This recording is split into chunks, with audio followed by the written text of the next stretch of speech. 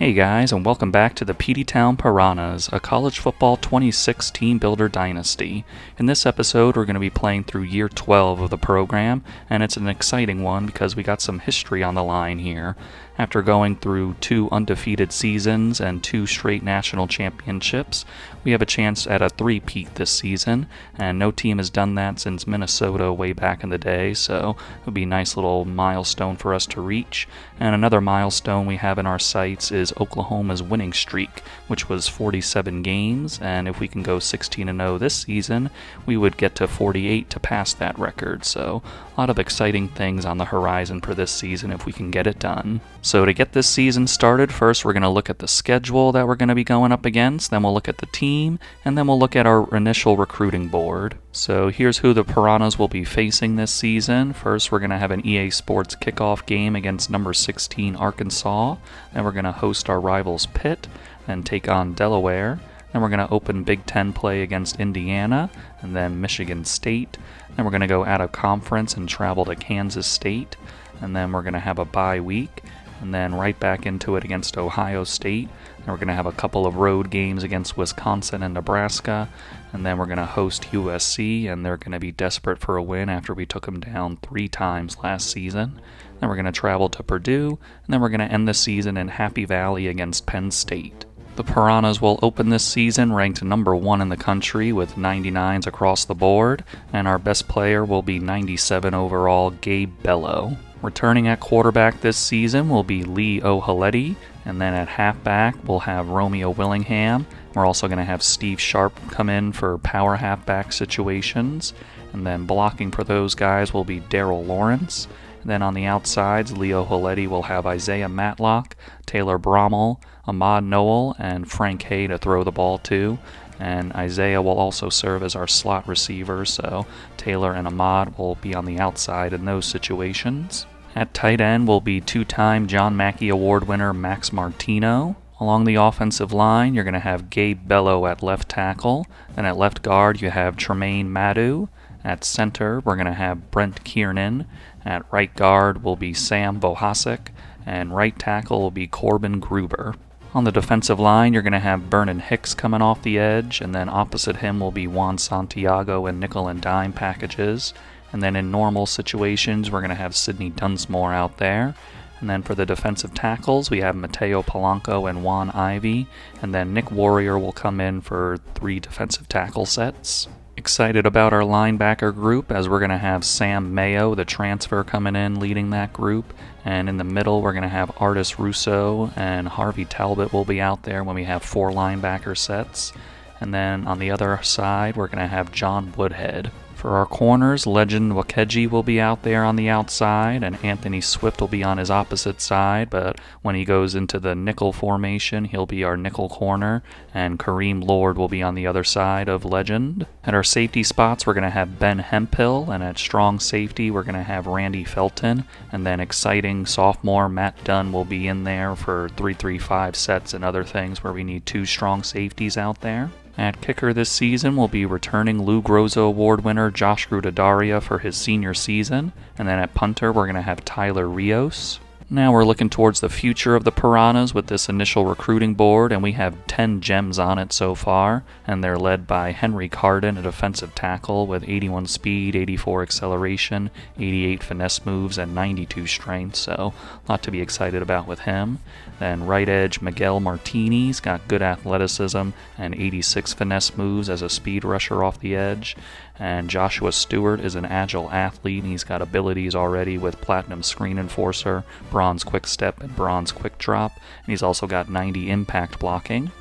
And then looking on the outside of the offensive line at tackle, you got Raymond De La Rosa with good pass blocking abilities as a pass protector. And then a raw strength right tackle with Iosefa Wang. He's got 91 impact blocking and silver second level. And then you got Curtis Wallow, who's a gem. Not a lot of speed, but very good route running, as you can see, and platinum cutter, so excited about that. Then you got Quinn Nash, a Will Lurker linebacker, and he's got 85 speed, 89 acceleration, and 75 zone coverage that we can work on, but I think he's just got some athleticism that you can't ignore. And then you got Melvin Allen, and he's got a little better zone coverage and good athleticism as well. Then looking at a couple of running backs, Romeo Bobo, an elusive bruiser, 86 speed, 87 acceleration, and we like the carrying and break tackle ability he has. And then Nick Weyer's a little bit faster as an elusive bruiser, 89 speed and 90 acceleration. So would like to get one of these guys because I really want to start getting elusive bruisers out there for us. As for the rest of the board, we got some more 5 stars and 4 stars and a kicker that we need to fill in for Josh when he leaves. But here we got Tyreek Sledge. He's got a lot of abilities already and just very good foundation. So I think he could be a really good player for us. And then you got quarterback Cortez Chick. He's got 95 throw power and good athleticism. So would really like to see him join our QB room. So Tyreek and Cortez are the main 5 stars I'm highlighting, but then we go down the line with these other guys at 5 stars and just want to see what we can do here. Ben Stye got good athleticism there, and Bryson Ramesh, good speed at receiver as a speedster. And then Khalil Cookus, he's got 92 speed, 90 acceleration, so good athleticism we got for these 5-star guys. And then a couple of 4 stars here, and then of course our kicker. Khalil Cookus, just so many teams want him, and they all have higher pipeline tiers than us, so I think I'm just going to bite the bullet on this one and take him off the board. So after we advance to week 1, we have pretty good standing with the gems so far, as we got some first place guys and second place guys, so we are competitive in these battles at the moment.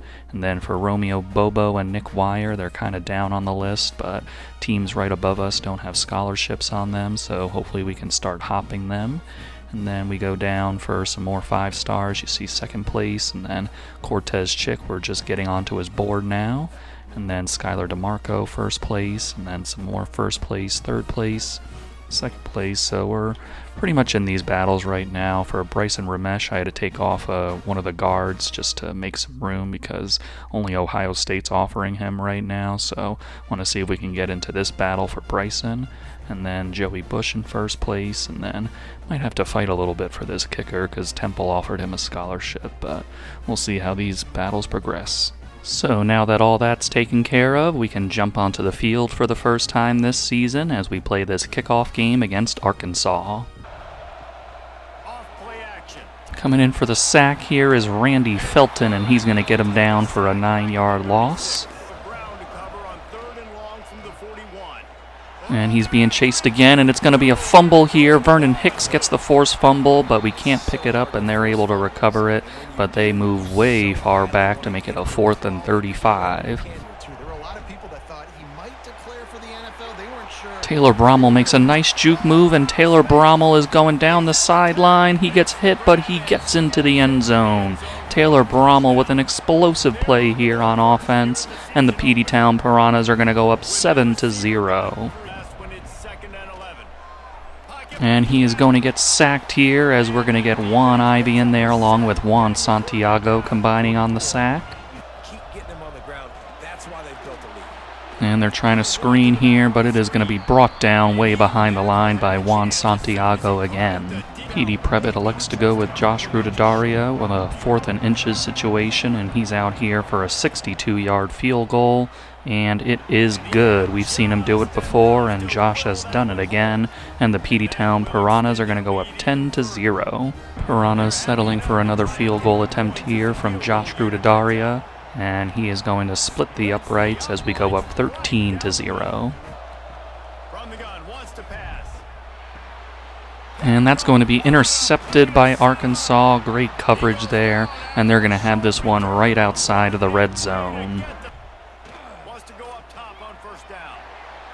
Trying a deep one here, and Leo Haletti has Taylor Brommel in the back of the end zone on that corner route. What a throw from Lee, what a catch by Taylor, and the Peteytown Piranhas are able to drive down the field and get a touchdown right before the end of the half. Max Martino getting a big play here. He gets a block downfield, and Max Martino is loose, and nobody is going to catch him on the first play of the second half. Max Martino gets a huge play, and the Peteytown Piranhas are going to go up 27-0 over Arkansas. And we're going to get an RPO slant, and that will be Taylor Brommel's third touchdown grab of the day, and we are going to go up 34-0.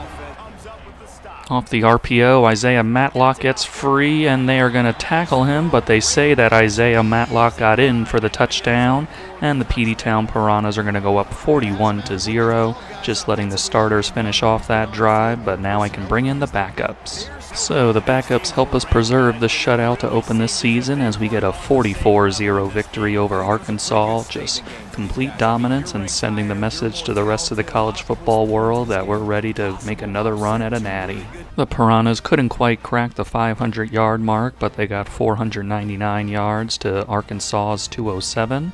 Then we had 156 yards on the ground to their 9. Passing the ball, we had 343 yards to their 198. We were 4 of 8 on third down to their 6 of 14. And we had the only turnover in the game with that Lee O'Haleti interception, but it didn't seem to matter. Lee O'Haleti had 301 yards, 5 touchdowns, and that 1 pick, but he was being hit while he threw it, so give him a little pass on that one, just trying to move the sticks on a third down.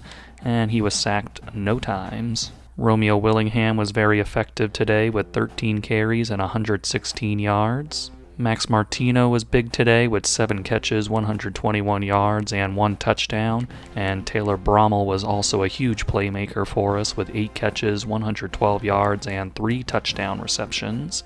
And then you go down here, and Isaiah Matlock got himself a short touchdown. Not gaudy tackle totals today as the defense wasn't out there a whole bunch in this shutout effort, but a few guys got 5 tackles, including Legend Nwakeji, Sam Mayo, Mateo Polanco, Max Carmen, Harvey Talbot, and Cortez Adai. Also got to shout out that Mateo Polanco didn't get any sacks today, but he did have 4 TFLs, so he was very active in the backfield. For sacks, we had Harvey Talbot, Randy Felton, and Vernon Hicks each getting 1. Then we had half a sack each from Juan Santiago and Juan Ivey. And Josh Grudedario was perfect today, 3 for 3 and a long of 62. No real recruiting updates, so we're just going to hop right into our game against our rivals Pitt.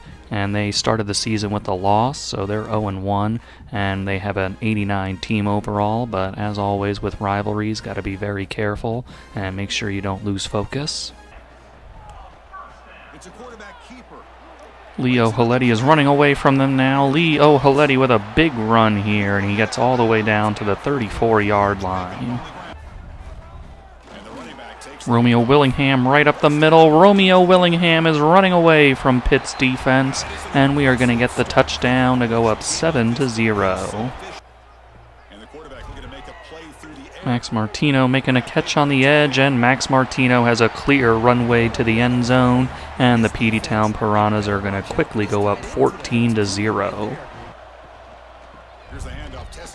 And they are going to bowl over our defenders and get into the end zone, so Pitt was able to put a drive together after we went up 2 scores, and they're going to cut it to 1 score now at 14-7.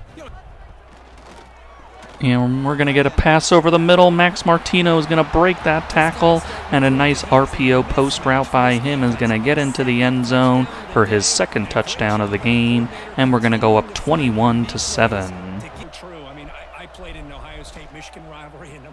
And we're going to get an interception there. I didn't even see him. Anthony Swift is going to run this one all the way back for a pick 6. I have no idea where he came from. He was just in the exact right spot, and he is going to return that 48 yards and make it 28-7.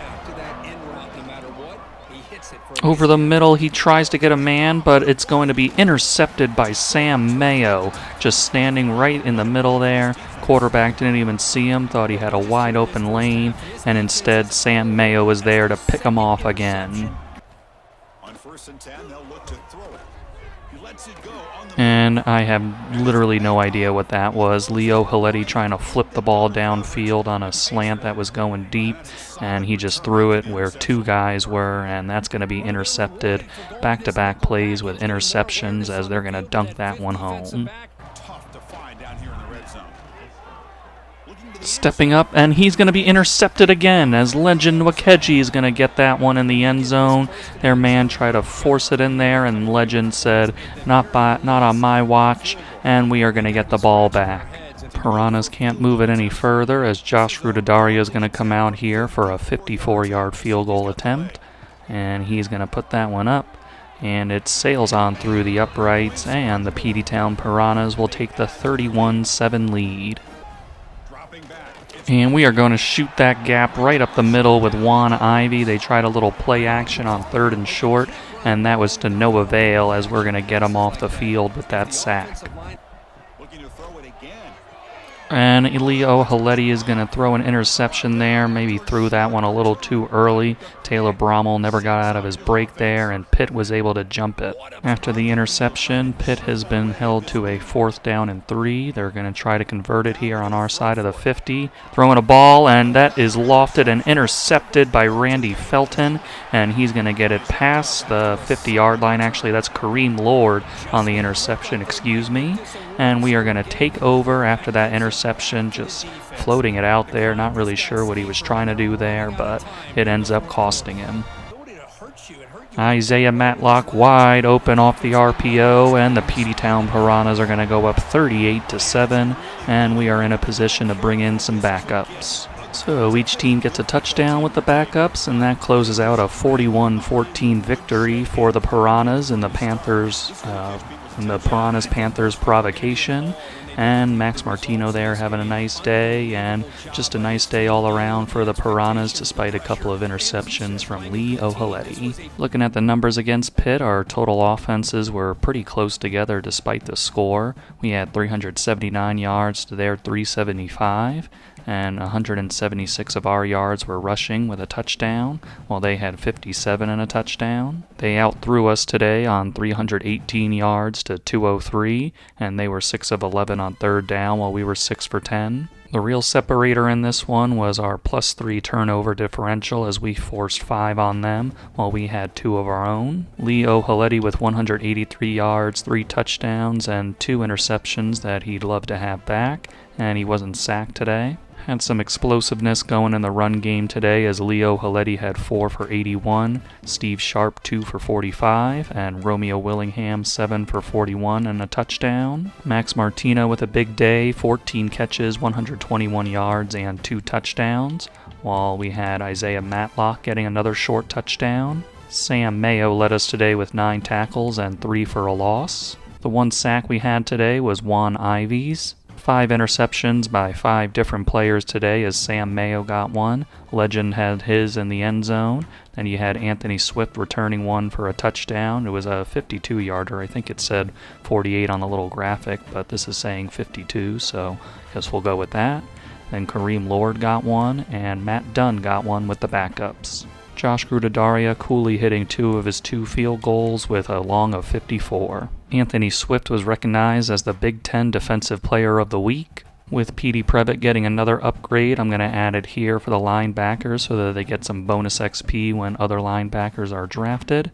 Now we have that for all 7 of our main positions, so now I can start going down some of the other positions to get to Tier 3 on them. For recruiting, Romeo Bobo is in his top 5, but when I looked into it a little more, something concerned me. I was going through his different cells, and his deal breaker is pro potential, and with the different cells that it could be, he had at least a D or a D plus grade attached to it, and I think with the Tier 5 of NC State, it might just be a little too much to overcome for us, no matter what kind of cell we choose, so I'm going to make the difficult decision and take Romeo Bobo off the board for us. Right tackle Kenneth Funk is also in his top 5, and we're trying to battle it out with Michigan for him right now. And looking at his different cells right now, his hard cell would be Gamer, but we're going to try to sway him to be Sunday Player to get the better grade for us. Looking through the rest, especially these gems, we got first place on some guys here, as you can see, looking very good.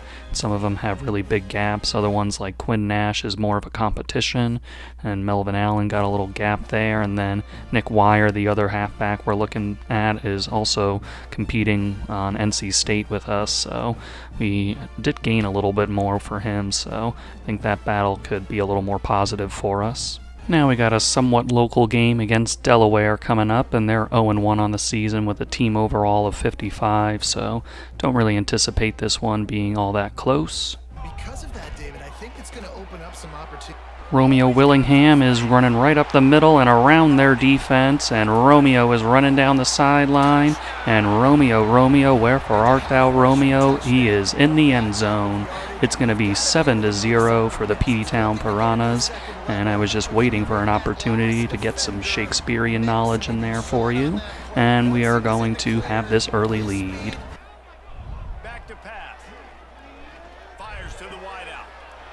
And Isaiah Matlock is breaking off the tackle from the slant route, and Isaiah Matlock has a free pass to the end zone, and the Peteytown Piranhas are going to go up 14-0. And here we come. Our pass rush is going to get in there for the sack. Sidney Dunsmore and Vernon Hicks getting in there for the sack. Almost forgot his name for a second there, but we are going to get them off the field. Pop pass to Max Martino as he breaks a tackle, and Max Martino runs up the hash marks and gets us another touchdown, as it's already 21-0, and we just got under 7 minutes into this first quarter, so just very, very dominant effort so far by the Piranhas. And Leo Haletti's trying to hit a man. It's Taylor Brommel he's going for, but a linebacker was in between Lee and our receiver, and they're going to get that interception. And we're going to get in there. Juan Ivey lays the smackdown on that sack. The sack doesn't push it back far enough where they're not going to try a field goal, as their kicker is going to put this one up, and he's going to sink that one. So nice field goal make by their kicker to make it 21-3. Max Martino getting a big play here as he's running up the numbers and breaking a tackle. Max Martino is still huffing and puffing down the sideline, and they can't do anything about it as Max Martino has another big touchdown in this game, and the Peteytown Piranhas will go up 28-3. And trying to force one in there, and that's not going to be a good idea against Legend Wawari, and he is going to take this one all the way back. I meant Legend Okweji. I don't know where I'm getting that other name from, but he is going to get a 56-yard pick six there, and we're going to go up 35-3.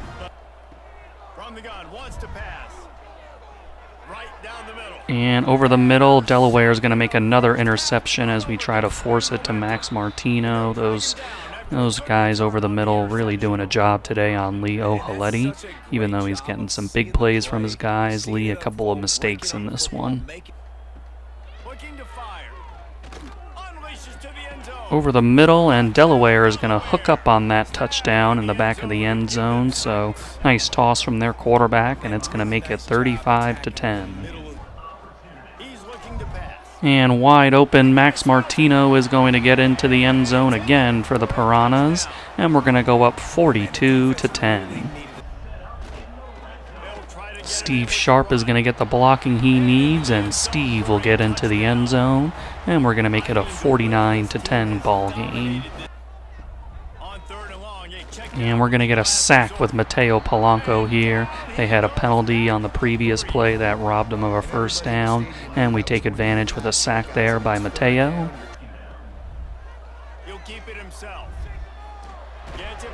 And Leo Haletti is going to fumble here, and it's going to be picked up by Delaware. So unfortunately, that's going to be the third turnover of the game for Lee. Just trying to do a little too much there, juking and slithering through, but he gets hit. And I might challenge it just to see if I can get the turnover off of his docket. And I think that's clearly a fumble, so never mind about that. And he's got nowhere to go here as he's trying to get away, but Mateo Polanco and Vernon Hicks are going to bring him down for a 9-yard loss.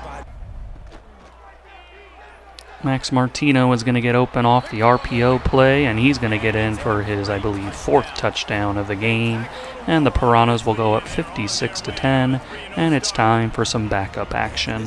So the Peteytown Piranhas get the 59-10 victory over Delaware, and to be quite honest, might be the ugliest 49-point victory you'll ever see, because we ended up with 4 total turnovers by our own quarterback, so look at things to try to help clean that up. Maybe they were just trying to do a little too much today against an opponent that was not as good as us, but we'll see what we can do about that going forward, but happy to have the W in the win column.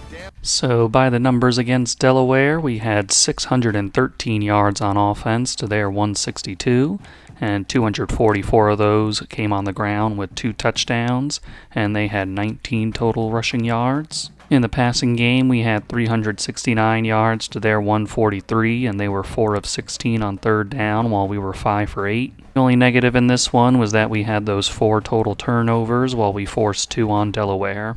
Leo Haletti had 363 yards, 5 touchdowns, and 2 interceptions, and he also had the forced fumble, maybe trying to do a little too much on the run, and then with the interceptions, just nice lurking plays by their guys, and maybe Lee was just trying to do a little too much today.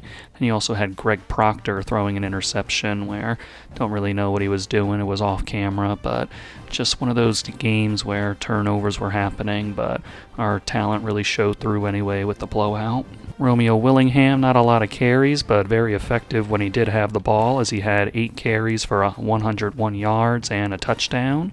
And Leo Haletti had the 7 carries for 62 yards. We also have to shout out Steve Sharp for getting 2 carries, 9 yards, and punching one of those in for a touchdown. Delaware couldn't handle Max Martino today, as he had 15 catches, 234 yards, and 4 touchdowns.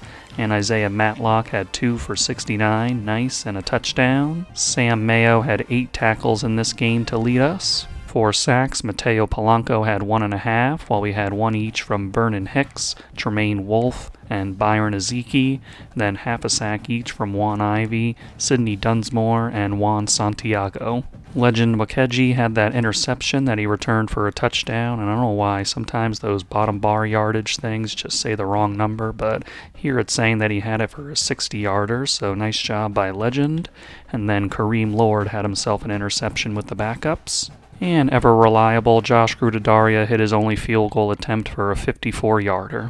As expected, Max Martino won the Big Ten Offensive Player of the Week, and rightfully Max Martino was the National Offensive Player of the Week. So a few guys have entered their top 5, and the good thing about all of them is that they're all in first place, and we have all of their hard sells, and that includes Henry Carden, Joshua Stewart, then Quinn Nash, Nick Wire, Tyreek Sledge, Skylar DeMarco, and then you go down here, Kenneth Funk is the outlier here as he's in third place, and we have him on his hard sell. But the interesting thing was for Kenneth is that we had him on a sway, but it ended up not working out. But then his playing style grade changed, and that allowed it to be a much better sell, so maybe we're not in such a bad position after all for him, but we're in a tight battle with Michigan and Ohio State for him. Now it's time for our Big Ten opener against Indiana with their 67 team overall and 1-2 record, so just looking to open up conference play the right way. All year long, right? Both guys have tremendous arm talent, and both guys can hurt. Trying a deep one, and it is going to be intercepted by Sam Mayo on the first play of the game on a rainy day here in Peteytown, New Jersey, and he is going to set us up at the 27-yard line of Indiana. Pop pass. Max Martino is going to make a spinning catch, and that allows him to get away from that safety. And Max Martino continues his touchdown-making ways as we're going to go up 7-0. Romeo Willingham is going to get this one and cut it straight up the middle, and Romeo Willingham is in the end zone, and the Peteytown Piranhas will take the 14-0 lead. And Max Martino is left all alone out there, and he is going to get into the end zone again, and the Peteytown Piranhas are going to go up 21-0. Indiana coming out to attempt the short field goal from the hash mark. Their kicker is going to put it up. He's got the angle, and Indiana is on the board at 21-3. Offense can't get it past the 27, and that's where Josh Grudedaria is going to come in for the field goal attempt. And Josh is going to send this one through past the left upright, and we are going to get a lead of 24-3. And as he's getting hit, he's going to be intercepted by Sam Mayo again. Sam Mayo going down the numbers, and he's going to break free for the pick six. So Sam Mayo getting his second of the day, and this one goes for a big-time pick six by our guy. And we're going to go up 31-3 right before the 2-minute warning. The Piranhas managed to put it in a nice position for Josh Grudadaria at the end of the first half, as he's going to attempt this 50-yard field goal. The kick is up, and it is going to be through as the Peteytown Piranhas take a 34-3 lead into halftime. Nick Fry going right up the middle, and Nick Fry is going to accelerate his way into the end zone as he's filling in there for Romeo Willingham to take a breather, and we are going to go up 41-3 on Indiana. And we're going to get in there with Juan Santiago just speeding past his man to get the sack and a 7-yard loss. And he tries a deep ball, and that is lurked beautifully by Ben Hemphill. He's going to be running down the sideline, jukes a man, and he is going to get into the end zone for our second pick six of this game. Ben Hemphill with an electric play there, showing off some athleticism with that juke move and speed, and the Peteytown Piranhas will go up 48-3. And Indiana's actually going to block that extra point, so it stays at 47-3. Indiana has some nice passes on this drive, but can't get it past the 31, so they're coming out here with a field goal attempt, and he's putting it through to make it 47-6. So very nice day for the Piranhas in this 54-9 victory to open Big Ten play, and Sam Mayo getting highlighted there. Just a very good game from him. And we're going to take this momentum into our next part of the season.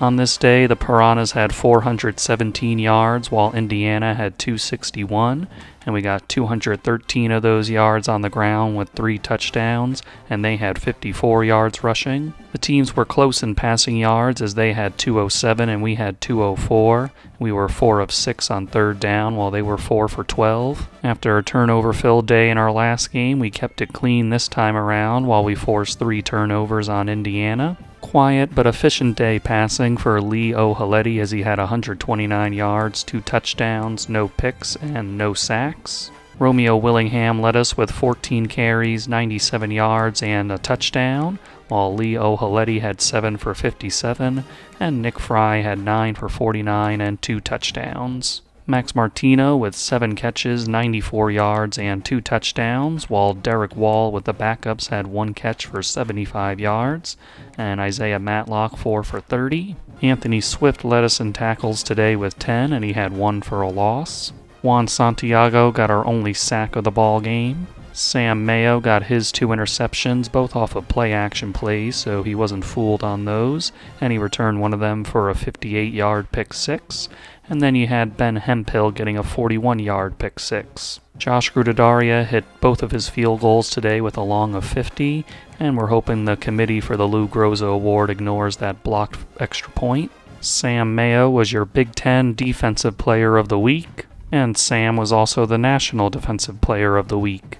Some more guys are entering their top 5 now, as Miguel Martini is there, as we're trying to outlast Texas for him, and we got a double soft sell working for him. And then going down, we're going to go down to Raymond De La Rosa, and he's in clear first place right now. And for him, we got his hard sell with that C- grade kind of looming. And then going down some more, you got Curtis Wallow in first place, and we have his hard sell. Then going down, Quinn Nash looking good, and then Melvin Allen, we got a first place on Texas, and we have his hard sell. And then another guy who's entered is going to be down a little more, and it's Junior Nauta, and he has his hard sell as well. And then for Kenneth Funk, still in third place, so big battle here with Ohio State and Michigan neck and neck. So a third of the way through this season, looking at the Heisman Trophy race, and we have 2 Peteytown Piranhas on the list, and Max Martino is currently leading it over Alabama's wide receiver here. And of course you got Lee O'Halletti. Apparently he went down a peg from last week, but having 2 guys in the Heisman Trophy race is something to be very proud of. We'll see if we can take it home this season. Michigan State is coming to town now with their 2-1 record and 82 team overall, so just looking to continue the momentum that the Piranhas have. And off the RPO post, we are going to hit our man Frank Hay in stride as Lee O'Halletti delivers that ball perfectly, and we are going to go up 7-0 on the Spartans. Bringing some pressure in, and the blitz is finally going to get home as Artis Rousseau gets in there for the sack. Taylor Brommel gets the catch, spins around the guy, and Taylor Brommel goes down the sideline and into the end zone. Just with how that pass was thrown, had a leap for it, and his landing allowed him to escape from the oncoming defender, and the Peteytown Piranhas are going to go up 2 scores.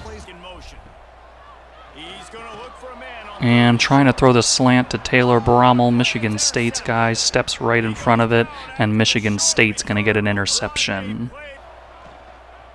And bubble screen is going to work out here from Michigan State, as after the interception they get a methodical, balanced drive, and they are going to get it within 1 score at 14-7. And Michigan State's going to jump another one here, and they're going to get the interception and have it at our 6-yard line. Just trying to quick pass him there, and Michigan State's linebacker was all over it. And hitch route is open in the end zone as we left him all alone, and Michigan State has used 2 interceptions to get back into this one as they've tied it up 14-14.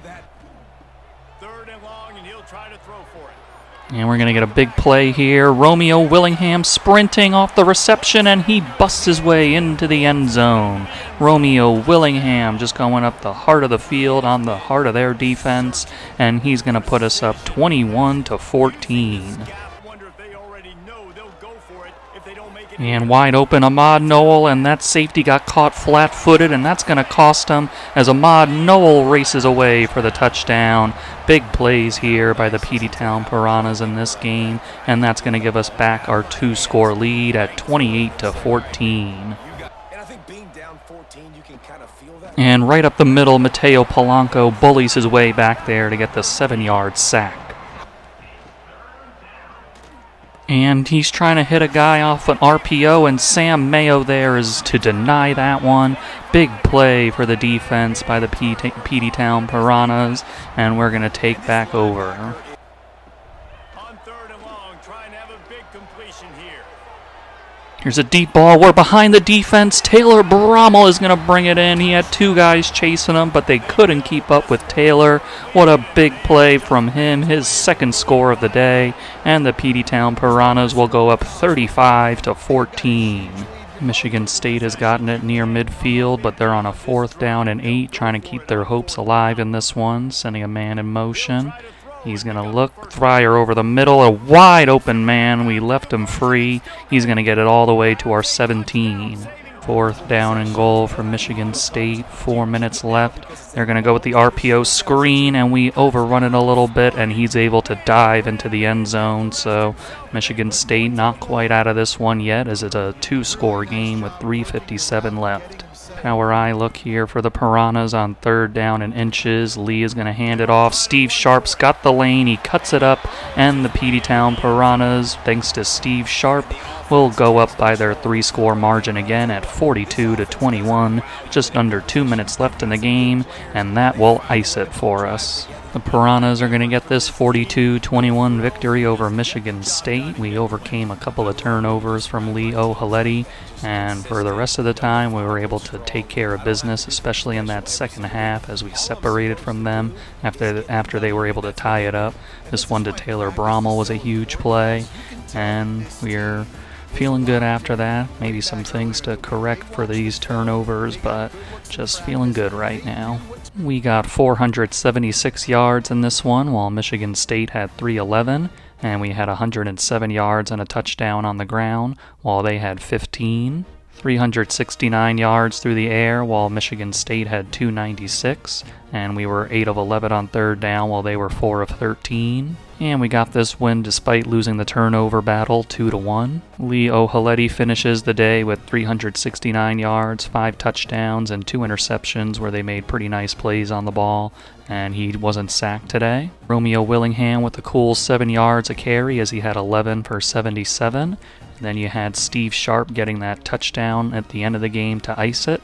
Taylor Brommel had 5 catches, 126 yards, and 2 touchdowns as he was a big play threat all day. And Max Martino kept us steady with 11 catches for 74 yards. Romeo Willingham, 5 for 65 and that big touchdown reception. And Ahmad Noel made his only catch count as it went for 57 yards and a touchdown. And same for Frank Hay, getting 1 catch for 32 yards and a score. Sam Mayo was a man possessed out there as he had 14 total tackles with 1 for a loss. 3 sacks on the day as Artis Russo and Mateo Polanco got back there, and then you had half a sack for Vernon Hicks and Sidney Dunsmore. And Sam Mayo getting that big pick as they were driving there. Nice job by him. Max Martino still at the top of the Heisman leaderboard as Leo Haleti fell out, mostly due to those 2 interceptions, but we still like what he's doing out there and helping us deliver wins. Something I keep forgetting to do, but finally remember to do this week after we beat Michigan State, is to give Josh Grudedaria the deep range gold ability. For Miguel Martini, we're still holding off Texas for him, and we're hoping to do that even further now that we have his hard sell. As for Iosefa Wang here in his top 5, we have his hard sell and nobody else is challenging for him, so feeling pretty good about getting him eventually. The hope here for Tyreek Sledge is that somebody commits sooner rather than later so that we can try to get a visit for Tyreek Sledge before he visits Penn State in Week 9. As for Cortez Chick, we have him on a soft sell right now, but I saw that C grade on playing time, and I decided to try to sway him to this one for house call. With the hard sell working on Skylar DeMarco, we're just trying to get him to commit to us sooner rather than later, as we're trying to put Wisconsin in the rearview mirror. Assad Barmore also finds himself in the top 5, as we're trying to hold off 3 other teams for him, and we have his hard sell.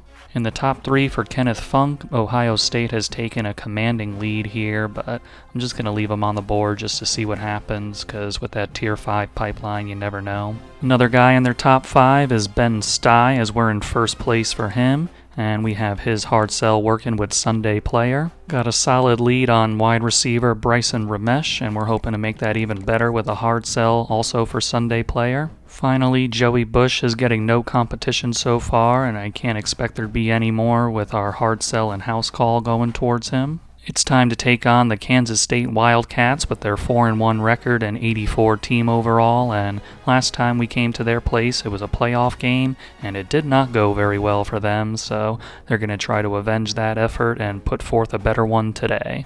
So we get around their red zone, but can't punch it in here, and we're going to have to settle for a Josh Grudedaria field goal on our first possession. And Josh is going to put that one through the left upright, and the Peteytown Piranhas take the early 3-0 lead. And whoa, what a play there. Juan Ivey just absolutely bull rushing his man and getting to their quarterback to bring him down for the sack. Leo Haleti takes this one right up the middle. He runs right into the traffic, but he gets it over the goal line, and the Peteytown Piranhas are going to go up 10-0. And getting tackled way behind the line by Sam Mayo, a 5-yard loss. Leo Haleti getting around the edge here. Leo Haleti sprinting towards the end zone, and he's going to get in for the second time today, and we are going to go up 17-0. Up the middle, it's going to be Juan Ivey again getting back there for a sack, this time for a 6-yard loss. Here's a post, and it's going to be Ahmad Noel running down the middle of the defense, and they can't catch him as Ahmad Noel, Mr. One-Catch Wonder. Every game he just makes a big play.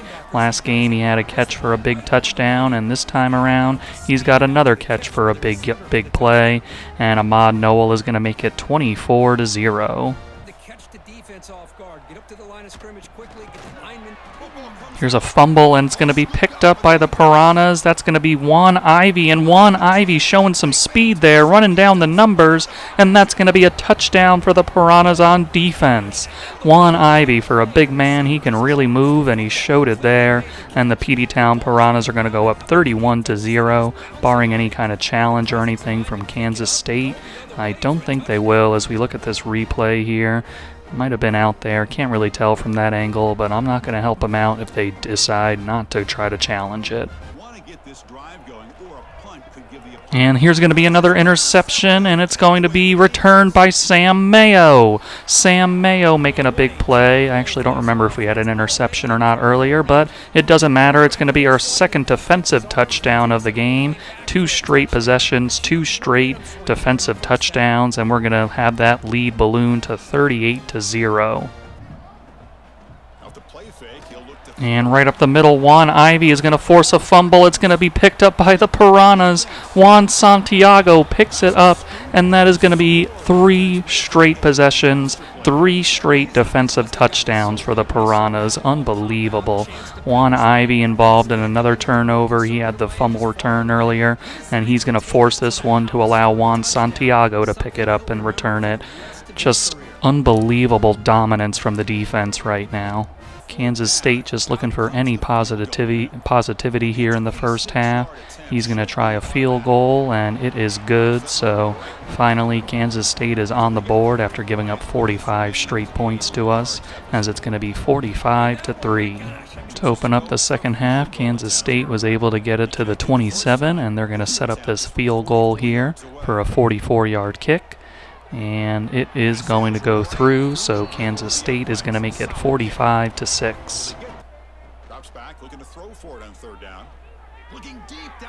Deep ball here, we're running away from him, and it's going to be caught by Taylor Brommel on a huge play for the Peteytown Piranhas.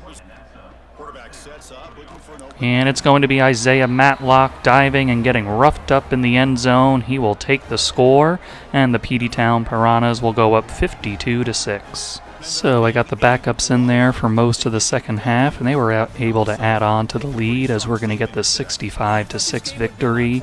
Just a completely dominant effort from the Piranhas here, especially on defense. A lot of turnovers and defensive touchdowns. Just very, very great effort.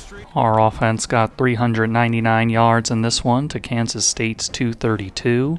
Had 161 yards rushing with 3 touchdowns, while they had 66. Modest day passing the ball as we had 238 yards to their 166. We were 3 of 7 on third down while they were 3 for 12. Thing I'm happiest about is that we kept it clean on offense with the turnovers while we forced 6 on Kansas State. That included the backups getting some of their own as well. Leo Haletti, nothing fancy today. He had 210 yards, 2 touchdowns, and no interceptions, and he had 2 incompletions all game. We did not run the ball a ton, but a bunch of guys got touches as Lee Prince came in with the backups and got 4 carries, 43 yards, and a touchdown. Romeo Willingham, 5 for 42. Lee O'Haletti, 5 for 36 and 2 touchdowns for a 4-touchdown day. And Nick Fry, 8 for 36. Taylor Brommel had 5 catches for 94 yards, while Ahmad Noel had 1 for 44 and a touchdown. Then Max Martino, a little quiet for him at 5 for 32. And then Isaiah Matlock, 2 for 20 and a touchdown. Matt Dunn with a nice day today with 8 tackles, as well as Anthony Swift getting 8 tackles with 1 for a loss. Juan Ivy was a dominant force in this one as he had 3 sacks, and then we got half a sack each from Nick Warrior, Chip Genis, Byron Ezeki. Matt Dunn got an interception with the backups, while Sam Mayo got one that he returned for a pick 6, and then Devin Odrick got another one with the backups, and Cortez Adai another interception with the backups. While the backups were getting interceptions, the starters were getting forced fumbles by Juan Ivy and John Woodhead, and then Juan also returned his for a touchdown, and Juan Santiago returned the one by Juan Ivy for a touchdown. So little double Juan action there. And with all that scoring, even Josh Gruttadaria found himself with 3 field goals made with a long of 42. Sam Mayo was your Big Ten Defensive Player of the Week. Ohio State was able to take Kenneth Funk, so we're going to have to take him off the board, but we got some points now to put into some other guys. Reorganize the board a little bit so I can have all the guys in their top 3 in the same place and the top 5 in the same place. So Henry Cardin got a big lead over Maryland for him at the moment. Then Joshua Stewart should be committing after this bye week. And Quinn Nash is in a big battle with Michigan, and they have a visit next week. So this one may not go our way, even though we're in first place right now. So we'll see what happens.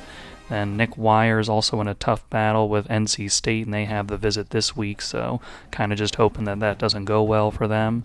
And then Skylar DeMarco, he's very close to committing. He should be able to get him. And Tyreek Sledge, we got him very close, and we're going to put him on a Week 8 visit before he visits Penn State, so hopefully we can hold them off. And then Miguel Martini in his top 5, only Texas still going after him. And then for the rest of the guys, not a lot to discuss here. They're still in first place. For Cortez Chick, we got the sway to work, so we got him on house call. And then going down more, we got some more first place guys. And first place, Bryson Ramesh first place, Joey Bush, no one else going after. Then our kicker, Frank Webb, in first place in his top 5, as I switched the prospect list for no reason, but there we go. Even with a quiet day by his standards, Max Martino still in first place for the Heisman, and after a nice day, Leo Haletti got himself back into the top 5. First commitment of the year is going to be 5-star Joshua Stewart, an athlete who's listed as a center, but could do a few different things with him, so we'll see where we go. Following Joshua will be another 5-star defensive tackle, Skylar DeMarco. After advancing past the bye week, Max Martino finds himself in third place for the Heisman Trophy, so we'll see if we can get him back up to number 1. Michigan has forced a recruiting battle on us as they have him on a visit this week, so this one might not be going the way we want it to. On the flip side, NC State had their visit and they did not pass us, so that gives me a little hope that we can sign him, and decided to put him on a Week 11 visit to see if it extends that far, to see if we can use that to our advantage. Penn State has narrowly passed us for Tyreek Sledge, but we have him on a visit this week, so we're hoping that that goes our way. Melvin Allen in his top 3, we're going to put him on a Week 11 visit as well. He got Texas with a visit this week, so we're hoping it doesn't go well for them. And he's also going to be on a visit for that Week 11 with Miguel Martini and Assad Barmore. He also got Cortez Chick on his Week 8 visit, so we'll see if we can gain any ground on Georgia with that. The number 9 Ohio State Buckeyes are returning to the Piranha Tank after we beat them pretty soundly last season, and we're looking to do the same, but they're looking to reverse the narrative, and they come in undefeated with a 97 team overall, so a lot to handle on the field while we have recruits coming in off the field. Wants to throw it. Running out of time in the pocket. And Leo Haletti is going to go down for the sack of a 9-yard loss. Thought he might have had somebody underneath there, but just didn't have the time to get rid of it. Romeo Willingham getting the blocks, running around another block on the outside from Isaiah Matlock, and Romeo Willingham glides into the end zone for the Piranhas, and we're going to go up 7-0. And they're going to get around us now as we over-pursued there. Ohio State with a huge play in response, and they are going to score immediately after our score to tie up this ball game. Just misplayed that one there on defense, over-pursued, and it's going to be 7-7. And this time they're going to block it up nicely and allow their man to split our defense, and Ohio State is going to take the lead 14-7. Getting around the edge here, Ohio State blocks that up perfectly, and now they have extended it to a 21-7 lead over us, and the Piranhas are looking like they're going to be in trouble here. Need something to spark us. Leo Haletti is going to be sacked there after they overloaded our offensive line, and they're going to knock us back 8 yards. Leo Haletti is going to find our man, Taylor Brommel, and he's going to push his way into the end zone, and that is the drive that the Peteytown Piranhas needed to make this a one-score ball game. Their quarterback is scrambling away, and he's going to get into the end zone as Ohio State scores again. They're going to go up 2 scores right before halftime, and when I tell you every single thing they're doing is working this game, it's actually unbelievable. They just keep getting free and getting catches and everything. Their quarterback making great decisions, and every single thing they're doing on offense is working. Here at halftime, down 28-14, I'm going to try to help us come back in this ball game. Just very frustrating first half that was, especially on defense. Running it right up the middle, they get the blocking to line up perfectly. Getting a screen pass out here, they are going to get it a first down. Crossing pattern, he's going to get around us again, and now they're in beyond our 50. And we're finally going to make a play on him as we get a 3-yard loss. 3rd down and 8 for the Buckeyes here on the 45-yard line. He's going to find a deep ball. How is he so wide open? Ohio State's going to get a touchdown. How is he so wide open? 3rd and 4 here for the Piranhas. Getting this one out to Max Martino. He's going to be just short. Just running a little bit of quarterback sneak to get this first down and keep the drive moving. Read option. I misread that. He stayed with it, and we're going to get a 5-yard loss. Romeo Willingham on the screen, and he's going to get by that guy, and we're going to get a 13-yard gain. Orbit for Romeo Willingham.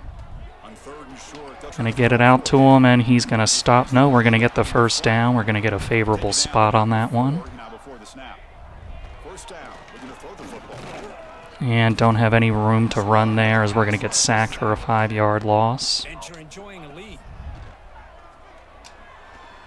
Dumping this one off to Ahmad Noel, and he's going to take it a nice route there. He's going to get to the 34. 3rd and 8 here for the Piranhas. We're going to get that one, but he's going to get it hit out of there. It's going to be 4th and 8. Out to Romeo Willingham, but he's going to be marked short! And we're going to get an interception here. Oh my goodness, did we need that. Legend Okeji in there to make that interception, and somehow we have life now. Max Martino getting the pop pass. We're going to get it just outside the red zone.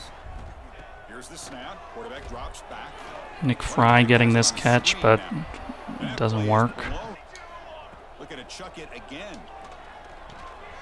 Isaiah Matlock getting the catch, and he's going to get it to 3rd and 1.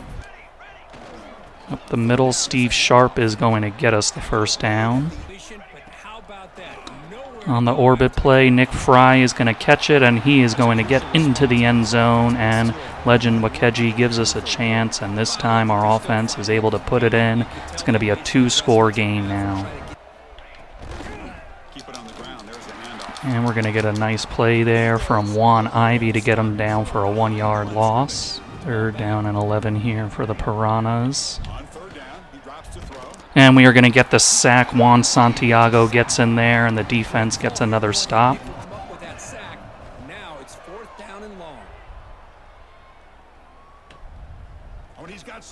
Taylor Brommel getting around the edge now. Taylor Brommel trying to take this one all the way back, and he's going to get to the 25-yard line. Nick Fry going to get this orbit motion to play again, and he's going to get the first down.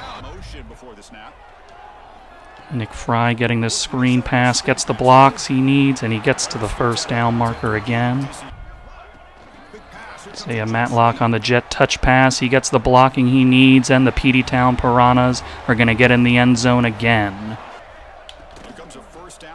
And we're going to get him down for a sack as we bring the blitz on first down. Looks like Sam Mayo got there. This time they're going to get a completion, and they're going to get some of that back. 3rd down and 8 here for Ohio State. And we are going to force the incompletion, as I kind of lost my mind in winning coverage there, but somehow it worked out for us that he didn't scramble for that first down, and we're going to get off the field again. Max Martino getting this catch, but got nowhere to go. Mod Noel out of the blitz. He's going to get that completion, a block downfield from Max Martino. That kind of pushes him into it, but we will take the gain from Ahmad Noel. Leo Haletti is going to take this one himself, and he's going to get all the way to the 27-yard line. We'll orbit again for Nick Fry. It's been working in this game, so why not keep going to it? And that's going to be a first down for Nick Fry. Fry this time is going to get hit behind the line. Leo Haletti taking this one. Get out of the way, get out of the way. And he's going to get 11 yards on that. 3rd and 1. Nick Fry is going to get the push from the offensive line, and the Peteytown Piranhas all the way down at 21 points because he gave up a touchdown, but we don't have to talk about that. But coming into halftime, had a 2-touchdown deficit, and now here in the 4th quarter, the Peteytown Piranhas have been able to tie up this ball game 35-35. After our touchdown drive, it's 3rd and 7 for Ohio State, sending their man in little motion. He's looking, throwing to the side. Their man is going to make the catch and get the first down. Their man is wide open. We left him free, and he's going to get a big gain here all the way to the 49. Read option. Their quarterback goes right up the middle. He's separating from us, and we are finally going to bring him down with Kareem Lord.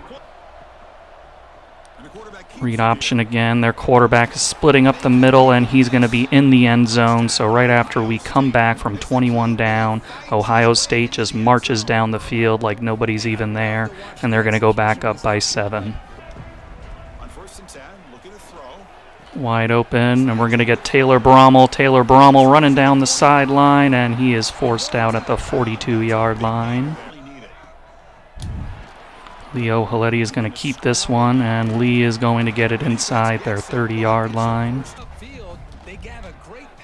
Throwing this one out to Isaiah Matlock. Isaiah Matlock is free, and he is in the end zone. Probably scored a little too quickly there, but Peteytown Piranhas are going to tie this one up again with 1:43 remaining. Deep ball, and he is going to hit his man in the seam. Over the middle, his man is open. When I'm telling you, they get every single thing right. This is unbelievable. Every single pass, every single play they do in Sim is working. This is ridiculous. 3rd down and 8 here for the Piranhas defense. Ohio State coming out here in empty formation. And he's going to drop back. 3-man rush for the Piranhas. He throws it to his man. He bounces off the tackle, but we are going to stop him short of the first down marker. And Ohio State, for whatever reason, is punting in this situation. I thought they were going to try a long field goal, but they are going to punt it here, and the Piranhas are going to have a chance to get a winning field goal, but it's punted to the 7. Broken tackle by Steve Sharp, and he's going to get 9 yards. And it's going to be out there. It's going to be a first down for the Piranhas, and we're going to hurry up to the line here. Hurrying it up. Leo Haletti is going to throw it, and it's going to be caught by Devin Eagles, and he gets 9 yards, and we're going to hurry up again. Throwing this one, and it's going to be caught in the middle of the field by Nick Fry, and this is where we take our timeout.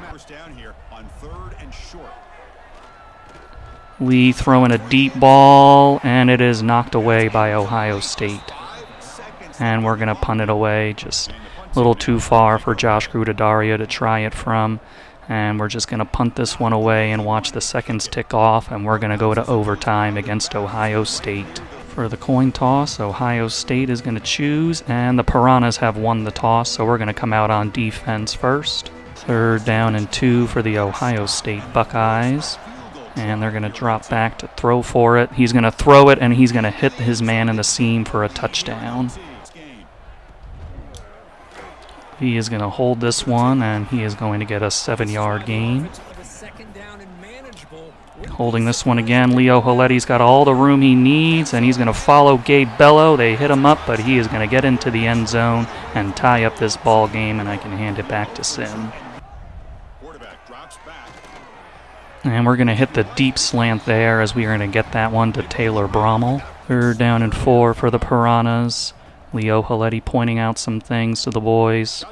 He's dropping back, throwing outside. He's got his man, and he's going to reach into the end zone. That's going to be a touchdown. Taylor Brommel bringing that one in. Got to go for the mandatory 2-point conversion here for the Piranhas now. And he's going to drop back. Looking, throwing to the side, and it's wide open, but he's not in. Are you serious? Are you serious? He's not in. Ohio State, we're going to get a sack here on the first play with Juan Ivey for a 7-yard loss. Still can't believe Nick Fry wasn't in on that 2-point conversion. He was wide open, but here comes the defense now, and they're going to get an out route here and be brought down after a 9-yard gain. 3rd down and 8 for Ohio State. And he is going to drop back, throw it over the middle. His man is wide open, and we're going to push him into the end zone. 2-point conversion for Ohio State now. And he's going to send his man out into motion. Dropping back, firing quickly, but it's incomplete, thankfully. Oh my God. If we lost because of a missed 2-point conversion, I would have lost my mind. Dueling 2-point conversions now. Ohio State dropping back. And throwing over the middle, and we're going to knock it out nicely. Good defense there in the middle. Now it's the Piranhas' turn to attempt their 2-point conversion now. And we're going to drop back. We're going to throw it to the outside, and we got it. The 2-point conversion is good, and the Peteytown Piranhas are going to survive this victory against Ohio State. An incredible comeback by the Piranhas, a never-say-die attitude.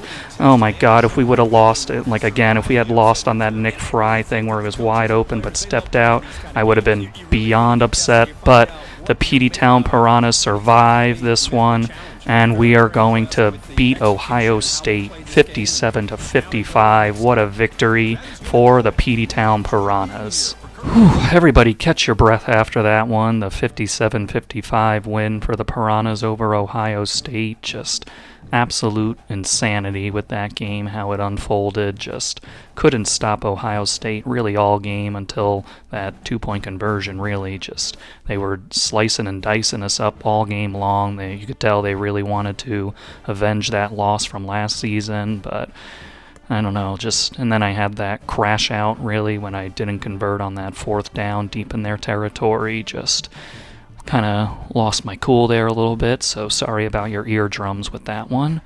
And just from there, I mean, like last season's comeback in the playoff against USC, it was sparked by an interception. This time it was Legend Wakeji getting one. That really helped give us belief back that we could get this win, and then scoring after that was really important for us, and then just keep fighting to win this game. And we needed everybody to contribute in this one because we had some guys go down being banged up and everything, so guys were stepping up all over the place. But so enough of me rambling on about that.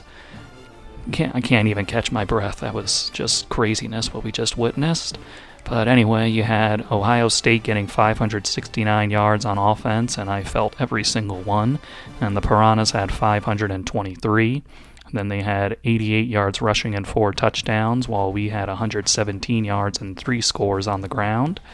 Then passing, both teams went over 400, as Ohio State had 481 and we had 406. Then on 3rd down, they were 6 of 11 and we were 8 of 14. And then going down here to turnovers, we didn't have any turnovers, and Ohio State had 1. So that was the big one, the one that really swung this game. Leo Haletti was just absolutely incredible in this game, did everything we needed him to, especially in that second half, just really probably getting himself back into the Heisman Trophy discussion after this one, as he had 406 yards, 5 touchdowns, no interceptions, and he was sacked 3 times. Romeo Willingham, not a lot of carries, but 5 carries, 45 yards, and a touchdown. Then Leo Haletti had 12 for 45 and a touchdown. Then you go down here, Nick Fry, not very effective as far as average, but he did get that late touchdown for us that helped us tie the game. Then there was a lot that happened after that, but very important score as it helped us cap that 21-point comeback to make it a game. Taylor Brommel was absolutely huge in this one, receiving, and then had that big punt return as well. And on the receiving end, he had 7 catches, 101 yards, and 2 touchdowns. And Ahmad Noel, 5 for 77. Isaiah Matlock, 11 for 75 and 2 touchdowns. Then Nick Fry contributing through the air, 7 for 54 and a score. Anthony Swift got himself 13 tackles, while Sam Mayo got 11. Sam Mayo, Juan Ivey, and Juan Santiago each got a sack. Legend Wakeji really with the big play of the game on that interception, like I mentioned a couple of times already, just completely gave us momentum there. After that roller coaster win against Ohio State, Henry Carden said he wanted to be a part of that. And right edge Tyreek Sledge has also committed to the Peteytown Piranhas. Pretty much expected Quinn Nash to choose Michigan over us, so we can take him off the board. Texas is looming here on Miguel Martini as they have their visit before ours, but there is a week in between that as this is week 9, so hopefully he decides to come to us before he visits Texas. Unfortunately, Texas did have a good visit week with Melvin Allen, so they've jumped us for him, and I'm gonna just keep him on just in case, but I think they're gonna get a commitment from him soon. We've jumped over Georgia for Cortez Chick, so we'll see if we're able to get him into the building. Iowa was able to jump quite a bit into this Assad Barmore battle, but since they've already had their visit, he can't get any more boosts from them really, so keeping it in first place over them is a good sign, and we have our visit before the other teams on his list. After thinking about it some more, I decided to take Melvin Allen off of the board so that it freed up a spot for a Week 11 visit for Ben Stye, and he's also going to be on that visit with Assad Barmore, so just trying to see if I can stack those guys together to get a little extra boost on them, even though it's going to be after Georgia's visit. Just got to try something to get Ben. So apparently that performance by Lee O'Haleti wasn't enough to get him back into the Heisman race, and Max Martino got banged up a little bit, so couldn't really put any more stats out there, so they're both out of the Heisman race for now, so we'll see if we can get him back in there. We're going to visit Wisconsin again this year, as we did it last year as well, and there was a tough game they gave us last year, but we were able to pull it out. And this season they are 5-2 with an 89 team overall. And also a bit of a note in this one, we have a chance to win our 40th straight game, so a lot on the line here as far as history is concerned, and to continue and make this season a special one. And Lee O'Haleti can't get it out in time, and they're going to get the sack on that play. In the end zone, it's going to be Taylor Brommel who got free, and Lee O'Haleti hits him, and the Peteytown Piranhas are going to survive that sack, and they're going to be up 7-0. Throwing it outside, and Wisconsin is going to get into the end zone here in response to us, and they're going to tie up this ball game. Aggressive move here from Petey Previtt. It's going to be 4th and 5, and we're going for it at their 20. We're going to throw the slant out there. He breaks the tackle, and it's going to be inside their 5-yard line, thanks to Frank Hay. Wisconsin has pushed us to 3rd down and goal at their 1-yard line. Lee O'Haleti going to take this one himself, run by their man, and he is going to be in the end zone. And the Peteytown Piranhas with a little aggressiveness on that drive on the 4th down. It's going to pay off as we're going to take the 14-7 lead. Sending in a blitz here are the Piranhas, and Sam Mayo is going to be the one that gets loose to get him down. Max Martino catch helps set up a Josh Grudadaria field goal attempt of 59 yards. Josh is going to send this one up, and he is going to put it through, and the Peteytown Piranhas will take a 10-point lead at 17-7. Wisconsin setting up a 31-yard field goal from the right hash here for their kicker. He's going to put it up, and it is going to go through, so Wisconsin is within a touchdown. Over the middle, it's going to be our guy Romeo Willingham on the angle route on the throw from Lee O'Haleti, and we're going to go up 24-10. 3rd down and 12 here for Wisconsin, They're going to drop back, throw it, and they got their man in the seam, and he's going to roll his way to the 45. And this time they're going to throw right to Sam Mayo, who found the spot they were going to, and he picked off that pass, and we're going to take over. A few runs in a row for the Piranhas as we try to milk the clock down, but we are going to try this field goal with Josh Grudadaria, and he is going to miss for the first time this season. Missed it wide to the left, so that's a little disappointing. Really wanted him to win another Lou Groza, so that might hurt his chances, but hopefully he's still in line for it. One last gasp here for Wisconsin on 4th down and 10, just under 30 seconds left in this game. They're going to drop back against our blitz, throw one, and it is going to be intercepted by Randy Felton, and he is going to return that one all the way back for a pick six, rubbing a little salt in the wound there to Wisconsin. Randy Felton is going to make it 31-10, and that will be all for this game. So the Piranhas walk out of here with a 31-10 victory over Wisconsin. It was competitive throughout, but we were able to separate in that fourth quarter from them nicely, and we will take this win. We got 334 yards to their 304. We had 113 yards on the ground and a touchdown, while they had 53. They outgained us in the passing game 251 to 221, and we were 6 of 11 on 3rd down, while they were 7 of 13. Kept it clean on offense again, while we forced 2 turnovers on Wisconsin. Leo Haletti was steady in this one with 221 yards, 2 touchdowns, and no picks, and he was sacked twice. Romeo Willingham leading us with 13 carries and 60 yards, while Lee O'Haletti had 11 for 24 and a touchdown. Isaiah Matlock getting 3 catches for 63 yards, while Taylor Brommel got 7 for 50 and a touchdown, and Romeo Willingham 8 for 49 and a touchdown. Randy Felton led us with 9 tackles and 1 for a loss. Sam Mayo got our only sack in this game. Sam Mayo also had an interception, as well as Randy Felton, to really prevent any kind of notion of a comeback from Wisconsin. Unfortunately, Josh Grudadaria got bit by that hash mark bug with a missed field goal, but he did hit one for 59 yards. More commitments here as we got halfback Nick Wire to join the backfield, and another defensive lineman as we got 5-star right edge Miguel Martini, and another addition on defense, will linebacker Junior Nauta. Randy Felton was your Big Ten Defensive Player of the Week. Unfortunately, Bryson Ramesh has committed to Ohio State, so we're going to have to take him off the board. USC has just jumped us for Raymond De La Rosa, so we'll see how this battle plays out, but I have a feeling we're probably going to lose it. Really need Assad Barmore to wait until next week so he can come on a visit with us. And Ben Stye, Georgia has really jumped out in front now, and they have the visit this week, so not looking very good for him, even though we tried that Week 11 visit. They simply just can't keep Lee O'Haletti out of this Heisman race. They keep trying to push him down, but he keeps coming on back, and we're hoping that he can continue his good play. Now it's time to take on a tough 6-2 Nebraska team with their 94 team overall, and they're another team that gave us a little bit of trouble last season, so definitely got to keep our heads on straight for this one. Lee O'Haletti is going to take this one, and he's going to charge into the end zone, and the Piranhas have the early 7-0 lead. And on the first play for our defense, we're going to get a sack with Mateo Polanco. And he's getting charged, and there's going to be a fumble, and it's recovered in the end zone by Juan Ivey.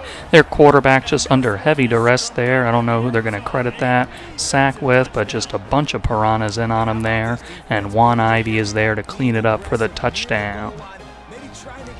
Looks like Mateo and looks like Vernon Hicks were in on that, and Juan Ivey is the beneficiary. And we're going to get a penalty on that as we roughed their punter. 3rd down and goal for Nebraska on the inch line here.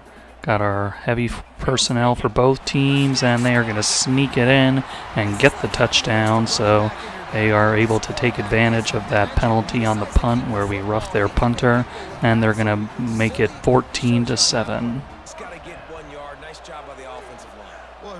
And we are going to get an interception. Sam Mayo dropping back there in coverage.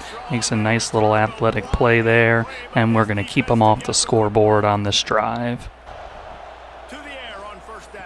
Max Martino on a drag, and Max Martino is free as he's running down the numbers, and Max Martino makes a visit to the end zone, and the Peteytown Piranhas are going to go up 21-7. And he's getting chased down. Vernon Hicks on the sack that forces the fumble out. They pick it up, and Juan Ivy cleans it up way behind the line. Vernon Hicks making a play there.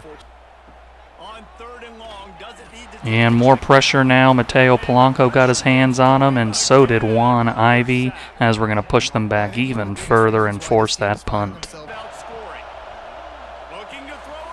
Nick Fry off of a screen play, and Nick Fry is going to get himself into the end zone, and the Peteytown Piranhas will go up 3 scores, 28-7 over the Cornhuskers.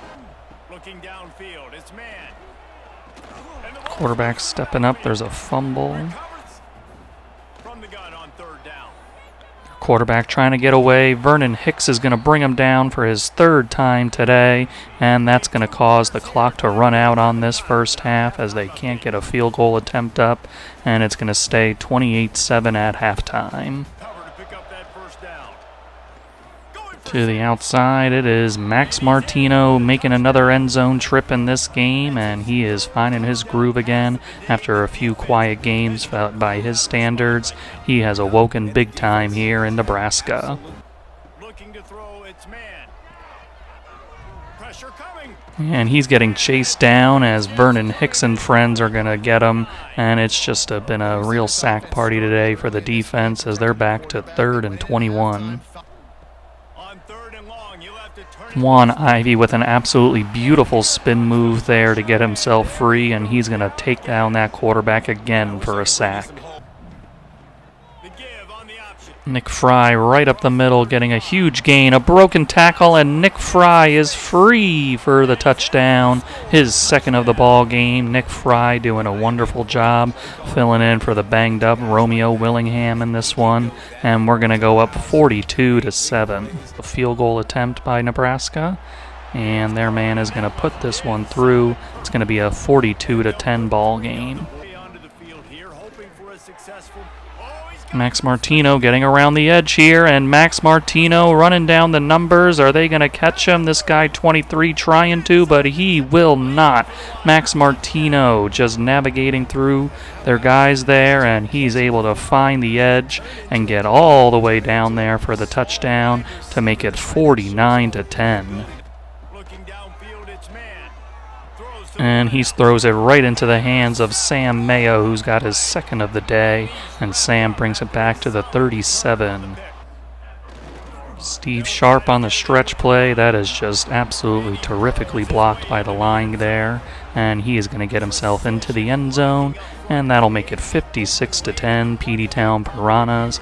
And right near the end of the third quarter here, time to bring in some backups. Well, the backups showed absolutely no mercy as we won this game 84-10 in what was an absolute demolition, especially in that second half, and just very impressive overall effort from all sides of the ball today for the Peteytown Piranhas. How about a 56-3 second half by the Piranhas? Amazing stuff there. And we got 553 yards on offense to Nebraska's 206. And we had 127 yards rushing and 6 scores, while Nebraska had negative 65 yards and a touchdown. Those negative yards courtesy of a lot of sacks that we got today. We also had 426 yards passing, while Nebraska had 271. We were 5 of 6 on 3rd down, while they were 6 for 15. And a very lopsided turnover differential as they had 5 and we had 0. Excellent day for Lee O'Haleti as he had 356 yards, 4 touchdowns, and no picks. And he had 1 incompletion all game. Nick Fry was our leading rusher, and he only needed 1 carry to do it as he had that 46-yarder that went for a touchdown. And you had Lee Prince getting 4 for 28 and a touchdown. And you had rushing scores from Lee O'Haleti, Javier Culp, Steve Sharp, and Greg Proctor. Max Martino got his groove back in a spectacular way as he had 10 catches, 212 yards, and 3 touchdowns. And Taylor Brommel had 5 for 58. And then all the way down here, you got a touchdown catch as well for Nick Fry on a 2-touchdown day, where he only had 3 touches all game. Had a few guys reach 7 tackles today for us, as Artis Rousseau got there, as well as Shakir Paris, Juan Ivy, and Laron Weineke. Got to shout out Juan Ivy getting 6 TFLs, while Vernon Hicks had 5, and Mateo Polanco had 4, just living in the backfield today. Vernon Hicks led us with a dominant 4 sacks today, and then Juan Ivy, Mateo Polanco, and Tremaine Wolfe each got 2. You got 1 each from Casey O'Neill and Byron Ezeki in what was a 12-sack day for us. Sam Mayo got his 2 interceptions, and then Cortez Adai got 1 with the backups, and he returned that 36 yards for a touchdown. And if it wasn't a crazy enough day for Vernon Hicks, he also forced 3 fumbles. Then we got 1 each from Tremaine Wolfe and Casey O'Neill. And then we had a couple of recoveries, as Juan Ivy got 1 and Nick Warrior as well. And the other defensive touchdown belonged to Juan Ivy on his fumble recovery. 5-star quarterback Cortez Chick saw how the offense was working in the last game and said he wanted to be a part of that. Then we have our kicker of the future with Frank Webb. Comes as no shock to anyone that Vernon Hicks won the Big Ten Defensive Player of the Week. And absolutely no surprise at all that Vernon won National Defensive Player of the Week as well. Max Martino's big day got him the Big Ten Offensive Player of the Week, and Max was also the National Offensive Player of the Week. Just when you think Lee O'Haleti was going to gain some ground in the Heisman race after that performance, they actually gave it to Max Martino and bumped Lee out of there, so just can't get a grip on that for Lee, but Max Martino getting it back into his position. Assad Barmore is going to be on his visit this week against USC, so really need that to go well if we have any chance at signing him. Don't think there's anything else we can do for Raymond De La Rosa other than pray. We're narrowly leading USC for Curtis Wallow, so maybe a win here could help sway him a little bit. Unfortunately, Ben Stye is choosing Georgia over us, but we're going to keep him around to see if that Week 11 visit that he's on with us has any effect on Assad. After playing against USC in 3 games last season, including an absolute classic playoff game, they are returning here to the Piranha Tank with a 6-2 record and a 99 team overall, so definitely got to bring our A game in this one because they're really desperate for a win against us now, so we got to be prepared. Scanning the field, it's Hansen. And big pressure here off the double fake, and we're going to get back there with Sam Mayo and friends for the sack. Max Martino going to make this catch, dive into the end zone, and he is in.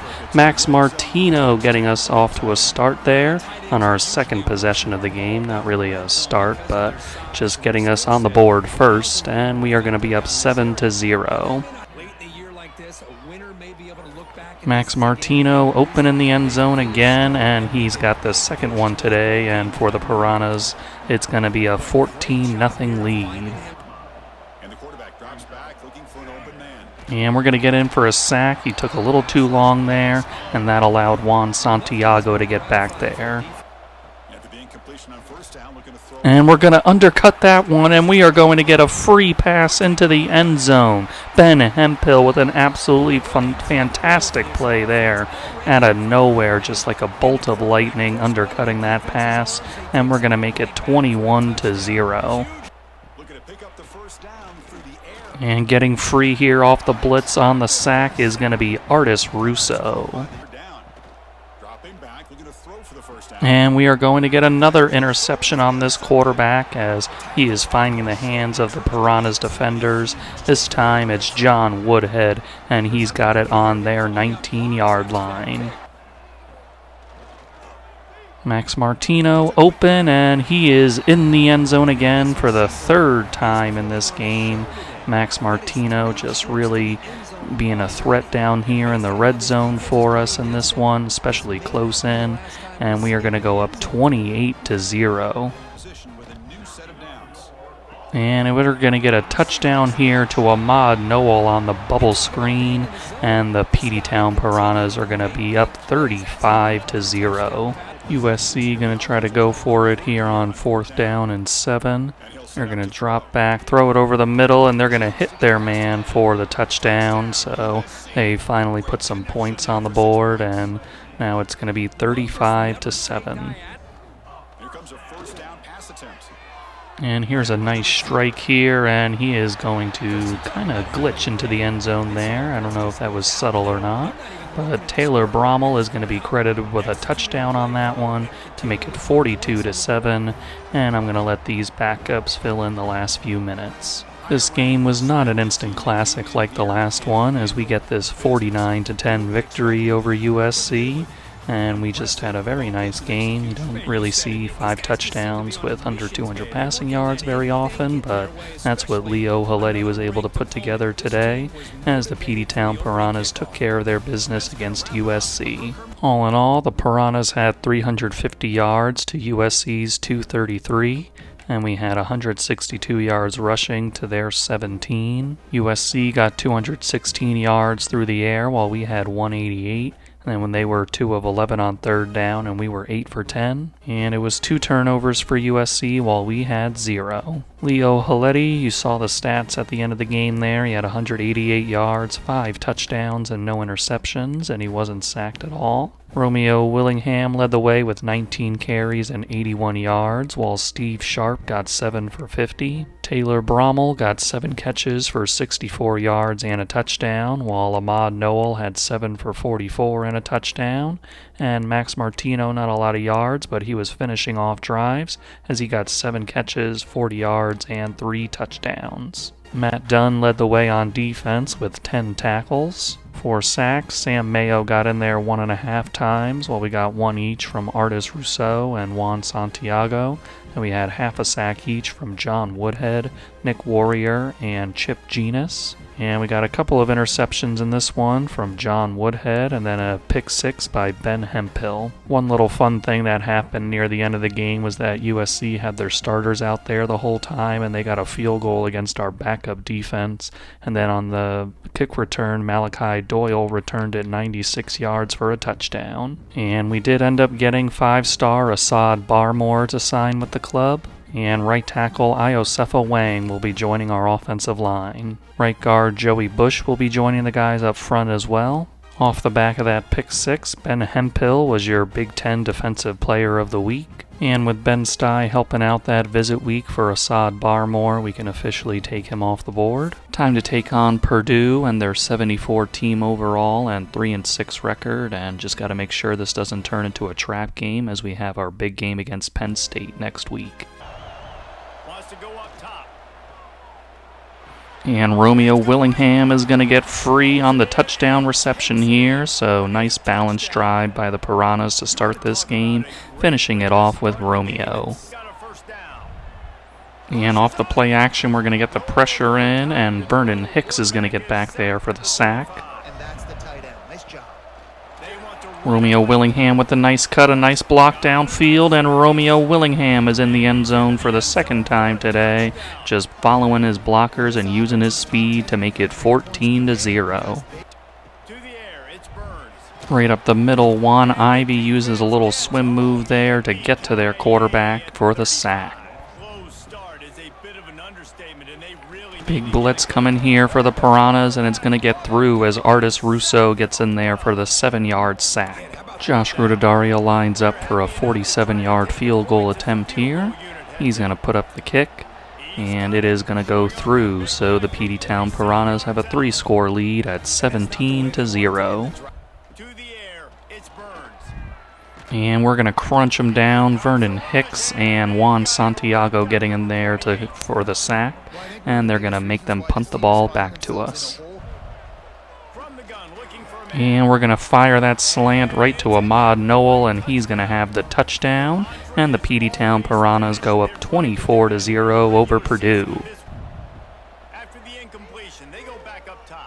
And big passing play here. Isaiah Matlock getting free, and nobody's close to him. Isaiah Matlock with a big touchdown catch on a perfect throw from Leo Haletti. And we're going to go up 31-0. Every possession in the second half is going to be critical. And just too much time there as we finally get back there for the sack. Vernon Hicks and Juan Santiago teaming up again. Looking to throw on first down. Leo Haletti running away, but they are going to bring him down for a 9-yard loss.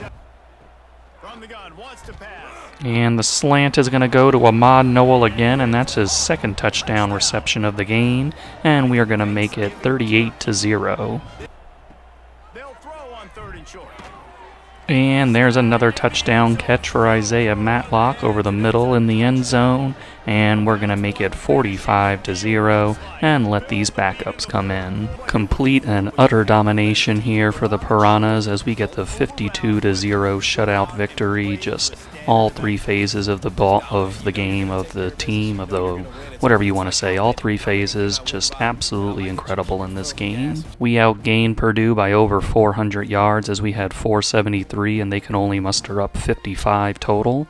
Then we had 214 yards on the ground and 2 touchdowns, and they had negative 45. Passing-wise, we had 259 yards to their 100, and we were 10 of 14 on 3rd down while they were 1 for 11. Lee O'Haleti, calm, cool, and collected back there as he had 241 yards, 5 touchdowns, and no picks, and he was sacked twice. Romeo Willingham on the ground had 9 catches, 78 yards, and a touchdown, and we also had a touchdown carry from Nick Fry with the backups. Isaiah Matlock with a great day today with 7 catches, 108 yards, and 2 touchdowns, while Ahmad Noel had 6 for 40 and 2 touchdowns, and Romeo Willingham through the air, 4 for 33 and a touchdown. Vernon Hicks and Randy Felton each had 6 tackles, and all of Vernon's tackles were behind the line with 6 TFLs. Vernon led us with sacks with 2, and then we had 1 each from Juan Santiago, Juan Ivy, Chip Genus, and then half a sack from John Woodhead and Artis Rousseau. And no sweat on Josh Rudadaria's only field goal attempt of the day, a 47-yarder. In a recruiting battle here with Raymond De La Rosa and USC, and this kind of has just been stuck like this for a little bit, so we'll see if anything changes with that.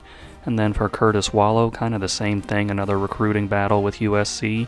We're on top in this one, so we'll see what happens. Another guy added is strong safety J.D. LaRoque, and he's well in first place at the moment. And he's got 87 speed, 89 acceleration, and then 83 zone coverage. We also have an athlete thumper with George Boozer, who's currently in first place, and as you would imagine, great athleticism with 89 speed and 87 acceleration. But right now we're only doing the send the house because you can see that D grade on what would be his hard sell, so I just want to kind of maintain the first place for him at the moment instead of trying to include that D grade in any kind of sell. On the other hand, for Damian Suttle, nobody else is going after him, and he's got great athleticism as well, and then looking at his hard sell, it's much better for us, so would be really good if we can get Damian here. 3-star gem wide receiver Sam Manopuna is also in first place with nobody challenging for him, and he's got solid speed and athleticism, and he's got to work on his route running, but I think we could get that up for him, especially if he's got that gem. On the flip side of things, Jamerson Mangan is a cornerback, a bump and run guy, and he is in 3rd place, and Miami also has a visit set up for him, so maybe not looking like the best deal for him.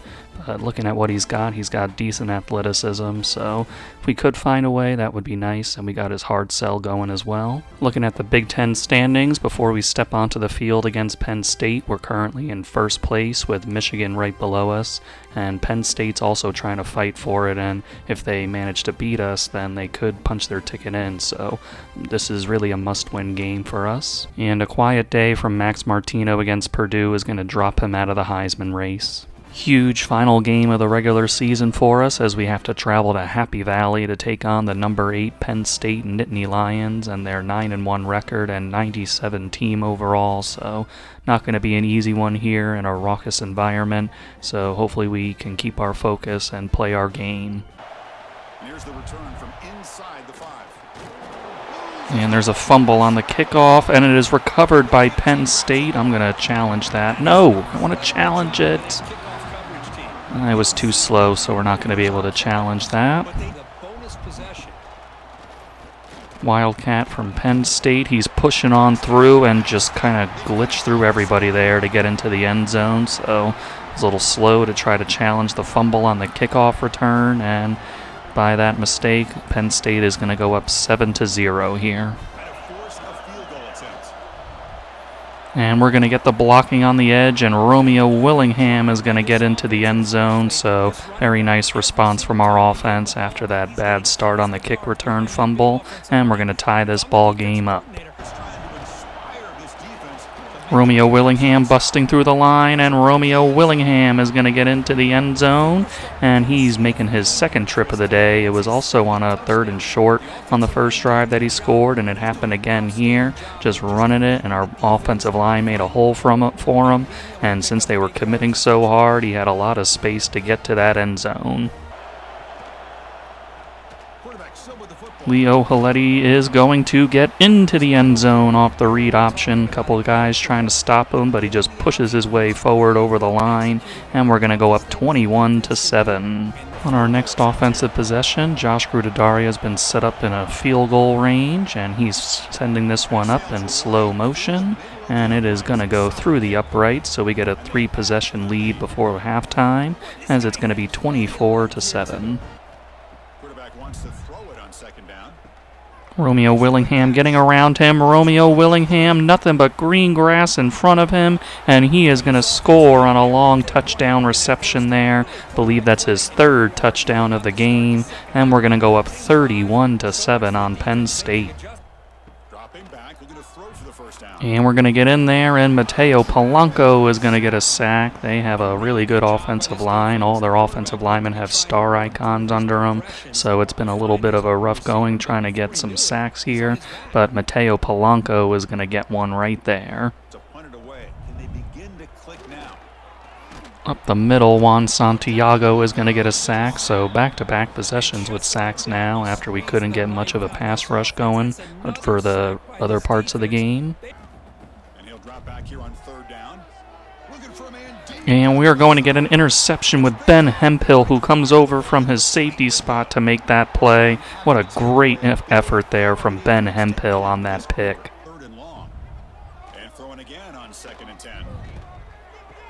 And we're going to get another interception here. John Woodhead is going to jump that in the flat there, and he's going to return it all the way for a pick 6. John Woodhead with some excellent coverage there. We're going to go up 38-7, and I'm going to bring some backups in so they get a little experience in Happy Valley. So the only highlight for Penn State was that fumble on the kick return, and they get a touchdown. Then after that, it was all Peteytown Piranhas in this 38-7 victory. The Piranhas had 357 yards compared to Penn State's 180, and we had 167 of those yards on the ground with 3 touchdowns, while they had 66 for a touchdown. We had a modest 190 yards passing, while Penn State had 114, and we were 5 of 11 on 3rd down, while they were 2 for 11. And we bounced back from that 1 turnover on the kickoff, and we also forced 3 on Penn State. Leo Haletti did just what was asked of him today with 190 yards, 1 touchdown, and no picks, and he wasn't sacked. Huge day for Romeo Willingham as he had 18 carries, 95 yards, and 2 touchdowns, while Leo Haletti had 8 for 41 and a touchdown. Romeo Willingham was also our leading receiver as he had 6 catches, 128 yards, and 1 touchdown on that long 52-yarder. Randy Felton led us today with 7 tackles. Juan Santiago, Mateo Polanco, and Byron Ezeki each had 1 sack. John Woodhead had that 1 interception that he returned 20 yards for a touchdown, and then you had Ben Hemphill with a great effort on his, and Devin Odrick got 1 with the backups. Josh Gruttadaria was trotted out there once, and he hit the only field goal attempt with a 51-yarder. John Woodhead was named Big Ten Defensive Player of the Week. Romeo Willingham was identified as the Big Ten Offensive Player of the Week. And 1 week after I talked about Jamerson Mangan, Miami got him, so much for that, I guess. In a surprising twist, Leo Haletti has taken over the top spot in the Heisman Trophy race, so we'll see if he can actually win this award, but we do have the bye week this week, so might fall out of that with being inactive this week. For the Big Ten Championship, we will be taking on the Michigan Wolverines. What a whirlwind, as Leo Haletti had the top spot last week and then he was dropped immediately out, so that's just fun times, I guess. For George Boozer, I decided to go with a sway to try to get him on Football Influencer, and then I have the soft sell for the ideal pitch he has. And with it being so close with Sam Manupuna, I decided to just put his hard sell on there even with the C- grade. It's time to take on the number 2 Michigan Wolverines with their 99 overall and 11-1 record. And not only are we trying to get the Big Ten championship from them, we're also trying to get some revenge as well for a few seasons ago where we allowed them to make a tremendous comeback on us. So got that in the back of our minds as we try to go out there and put forth our A-plus effort. Quarterback looking to throw it on second down. And big pass rush here. Vernon Hicks is going to force the fumble, and Mateo Polanco is going to pick it up. He's trying to outrun their lineman. He looks like he's kind of walking there, kind of saving his energy, and finally they're going to bring him down. Vernon Hicks with a huge sack there. Mateo Polanco doing all he can to return that as far as he could. Great effort there by the boys, and we're going to have this ball on the 22-yard line of Michigan. Here's the snap. Offense looking to throw the Leo Haletti is scrambling. He fumbles, but we're going to pick our fumble up, and we are going to get pushed way back there. So after that sack, we're going to have to settle for a Josh Grudedaria field goal attempt here. He's going to put up the kick. He's got the angle, and it is through the uprights, and the Peteytown Piranhas are going to take a 3-0 lead. Here's the snap. Looking to throw.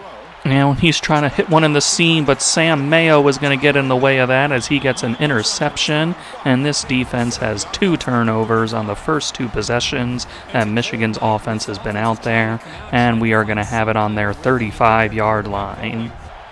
Quarterback drops back from the shotgun, looking for a receiver. And we're going to get a little delay route. Taylor Brommel fights through 3 guys as they kind of push him into the end zone at the end there, but Taylor Brommel showing a little physicality with his speed there, and we're going to go up 10-0. Gotta have your pass protection in order in this. And immediately there's pressure from Juan Ivy, and their quarterback had no chance on that play. Piranhas are able to get it just outside Michigan's red zone, but no further as Josh Grudedaria is going to line this one up, and he's going to put it through as we take a 13-0 lead.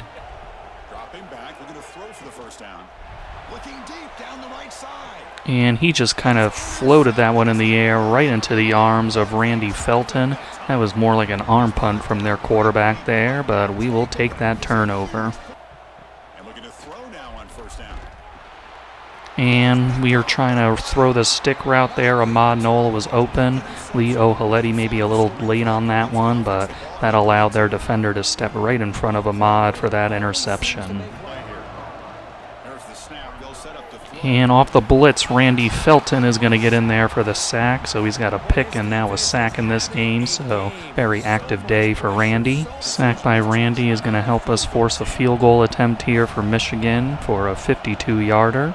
He's going to put this one up, and it is good. So Michigan is on the board thanks to that interception, and it's going to be a 13-3 game. Quarterback drops back, probing the secondary. And they're going to get the screen pass to work here, and Michigan's going to open up the second half with a touchdown drive. And I'm starting to get flashbacks to the last time we played them in that playoff game, feeling very similar because we had that interception at the in the 2-minute warning in that game, and we had one here with Leo Haletti, and that time that allowed them to give them momentum to make a 17-point comeback. And this time it's a 13-pointer, but they have really made this a game now as it's 13-10. Looking to throw again. Max Martino in the end zone, and he is going to make that catch, and the Peteytown Piranhas are going to go back up 10 points, 20-10. So unlike that last game where we allowed the comeback to them, we are going to score, so that's going to make it a little more difficult for them. So I'm just really glad we did that because I was starting to get very, very nervous. Of course, we're not out of it yet, but that helps ease my mind just a tiny bit that it's not exactly like the last time we played them. Looking for a man. Launching one. And wide open in the end zone, we had a guy behind him, but just boxed us out there for the touchdown. And they're going to make it a 3-point game again, as this second half has been a total opposite from the first half, where first half was very defense-driven. This one is more offense-driven right now. QB keeps it trying the Right up the middle, Leo Haletti making a big run here. He breaks the tackle, and Leo Haletti is free as he's going to get all the way into the end zone. What a run by Leo Haletti. Off the play fake, looking to throw.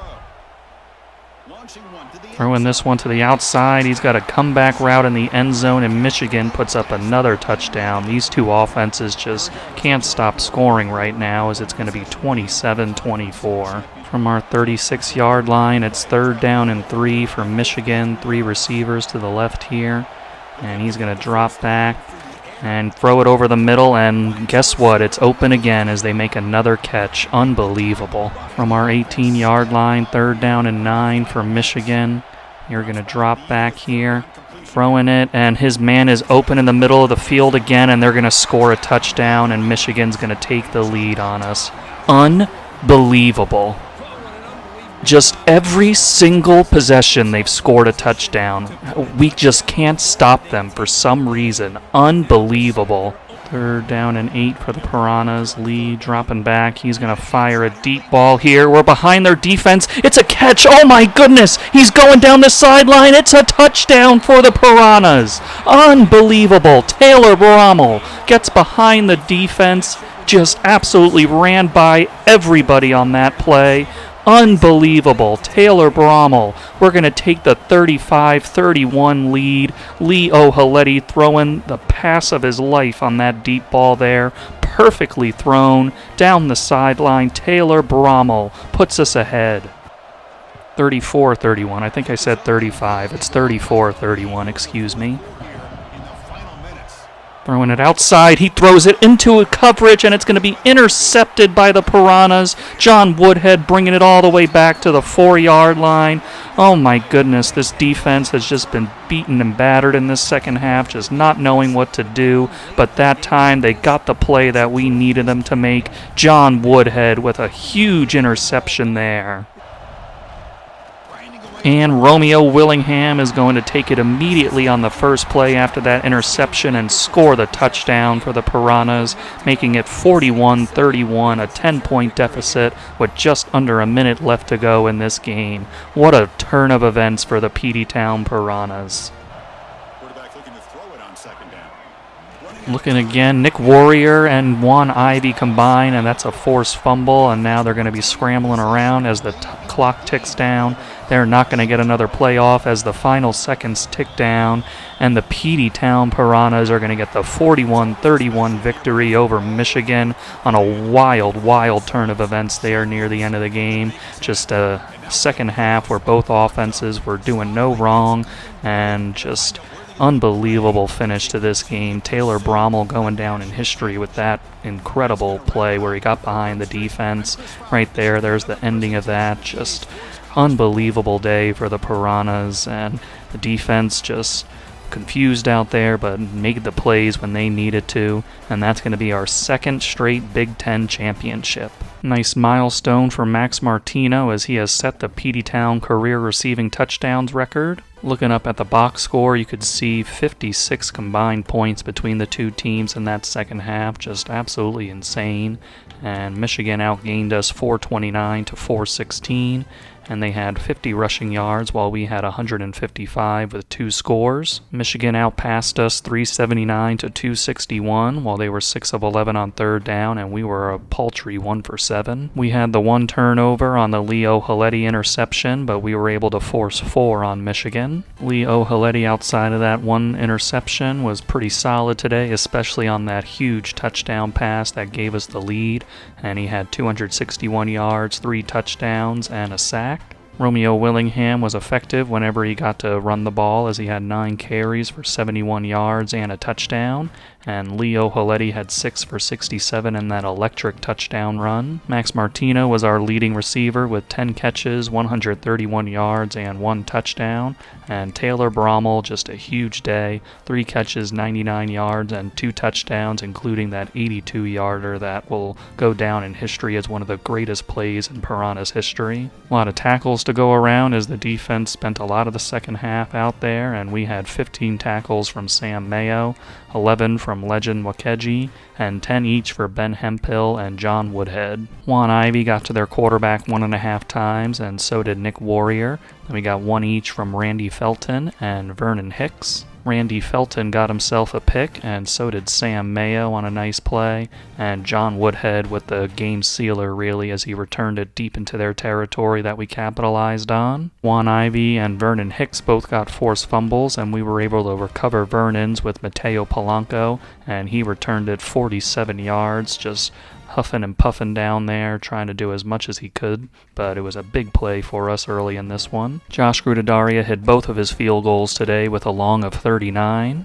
Athlete linebacker Damian Suttle has joined the Peteytown Piranhas. We also got wide receiver Sam Manapuna. Randy Felton was recognized as the player of the game for the Big Ten Championship, and Max Martino was the offensive player of the game. Tulane's wide receiver Kirby Etienne got the Heisman Trophy. Sam Mayo was recognized with the Chuck Bednarik Award. Max Martino, for the third time in his career, is your John Mackey Award winner. Sam Mayo also won the Dick Butkus Award. Juan Ivey was the Lombardi Award winner. With early National Signing Day upon us, we can check out the dev traits for our recruits. For Joshua Stewart, he's going to be a star dev. And Henry Carden is elite, so love that for our defensive line.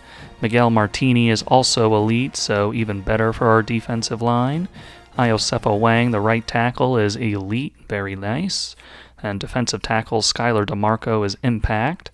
Tyreek Sledge is a star. Junior Nauta is elite, love that for our linebacking core. Defense has a really bright future, as we usually do. We got a lot of talented defenders. Cortez Chick is a star dev. Then Assad Barmore is impact. Nick Wire is elite. I love that. I love having an elite elusive bruiser. I just love that archetype. Just haven't really been able to get it with playing style and other factors, but love that Nick Wire is elite. Then Joey Bush, the right guard, is a star dev. Sam Manapuna, who just signed, is a star, so love that. Then Frank Webb is normal. And then finally, Damian Suttle is normal. Here is how your college football playoff bracket is looking. Number 1 is Texas, and then we come in at number 2. Number 3 is Michigan, and number 4 is Ole Miss. And then on the first round side of things, number 5 Clemson will be taking on San Diego State. Number 8 Baylor will face number 9 Alabama. Number 6 Auburn against number 11 Pitt. And then number 7 Miami against number 10 Oklahoma State, and we will have the winner of that Miami-Oklahoma State game. And it will be old nemesis and rival number 7 Miami facing us in the quarterfinal game at the Rose Bowl. Little bit of coaching news. Our defensive coordinator has decided to move on to a different job, so we got to look at finding somebody else. And of the candidates so far, Tyler Irvin has my eye as a level 39 coach, and he is a motivator primarily with a tactician as well, and he has A prestige, so that's the main reason why I want to get him to try to maintain the prestige in our coaching ranks. Petey Previtt also got a level up, so I'm going to put this into Tier 2 and Talent Developer for defensive linemen. This will make 3 straight years that we have faced the Miami Hurricanes in the playoffs. The previous 2 were for the national championship, and we're hoping for a similar result of those games in this one, trying to get the W against them. And they have a team overall of 97 and a 12-1 record this season, so will not be easy. Off play action, he's looking to throw. Getting pressured here, and he's going to be taken down way behind the line as Vernon Hicks gets back there for the sack. To this receiver to take him away. This guy makes another big play. Getting outside here, and Miami's guy is free, and he is going to get the touchdown there. Great blocking by Miami's O-line, and they're going to take the 7-0 lead. Max Martino getting left wide open here, nobody accounting for him, and Max Martino is going to tie up this ball game. Dropping back, they're going to throw for the first down. And huge catch from Miami. Oh my goodness, after we get that TFL, their man makes a beautiful adjustment to the ball, and they have it at the 2-yard line. 3rd and goal for Miami, sending their man in motion. They're going to try a running play, and he is going to get through and into the end zone. So that huge pass play on a great catch by their receiver sets them up, and they're able to push that ball in to make it 14-7 Miami. This crucial conversion right now. Pass rush. And Leo Haletti is going to get smacked in the backfield on a sack from Miami. Josh Grudedario lining up for a 58-yard field goal attempt. He's going to put this one up, and it is going to sail through, so the Piranhas get a little bit closer now as it's 14-10. And off of that tip, Miami's going to get the luckiest interception in the world, and they're going to return that for a pick six. Oh my God. Just the luckiest luck for there for Miami. And we're going to get a pick here, and we're going to return this one. And Randy Felton running down the numbers, and we're going to get a pick six of our own. So the team's trading pick sixes in this game, and we are going to get this one back within 4. Thank God we got that so we can even out the luckiness that they got there. Randy Felton with a huge play in this game. Looking to pass here on second down. There's no way! Oh my God, another pick. He throws it too quick. Our receiver wasn't looking. It bounces off of him, and Miami gets another lucky interception. Are you serious? That pick is going to allow Miami to set up for a field goal attempt here. It's going to be a 54-yarder for their kicker. He's going to put it up, and it is no good, thankfully. They didn't deserve that field goal, if you're asking me to be perfectly honest. And it's going to be a 21-17 lead for Miami at halftime. Drops back, needing a third down completion here. Taking a shot deep toward the end zone. Oh my God, what a catch. Isaiah Matlock in the corner of the end zone. 2 guys on him, and he somehow hauls that one in. What an incredible play by Isaiah, and Leo Haletti put it exactly where he needed to. There was no other place he could have put that. Oh my goodness. What a play by the Piranhas, and we're going to take the lead on that. Double play action, and that's not going to work out as Vernon Hicks comes loose and gets the sack. And we're going to get another interception. He was under pressure, and he had to get rid of that one. Anthony Swift steps right in front of it and gets the interception for the Peteytown Piranhas. Great pressure by the D-line, helping to cause that.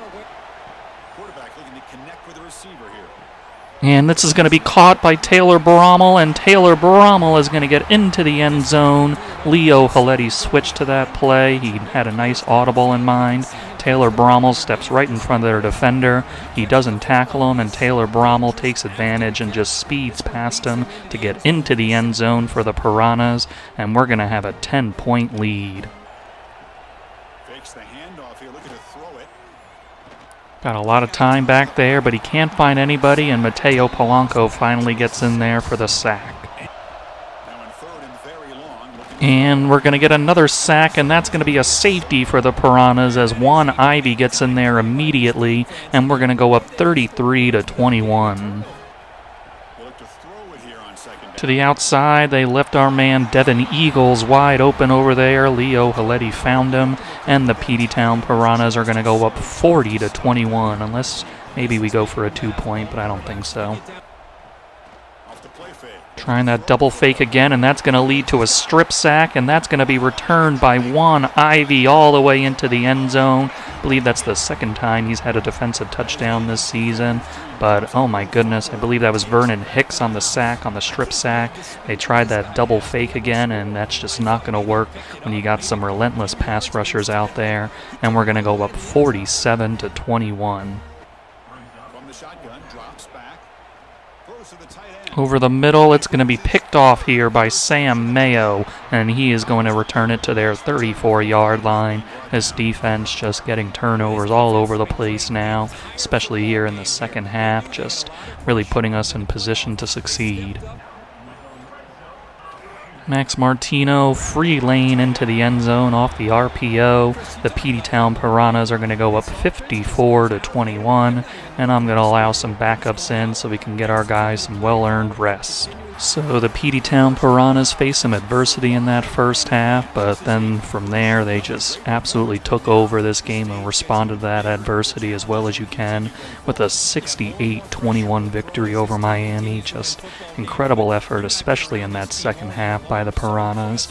And we're going to move on to the semis. And in only his junior season, Max Martino has set the national career receiving touchdowns record, so congratulations to him. Max Martino has also set the national career receptions record, and naturally with that, Max Martino has set the Peteytown career receptions record. Looking at these numbers, and a beautiful sight to behold as we had that 51-0 second half over Miami, just absolutely incredible by the boys.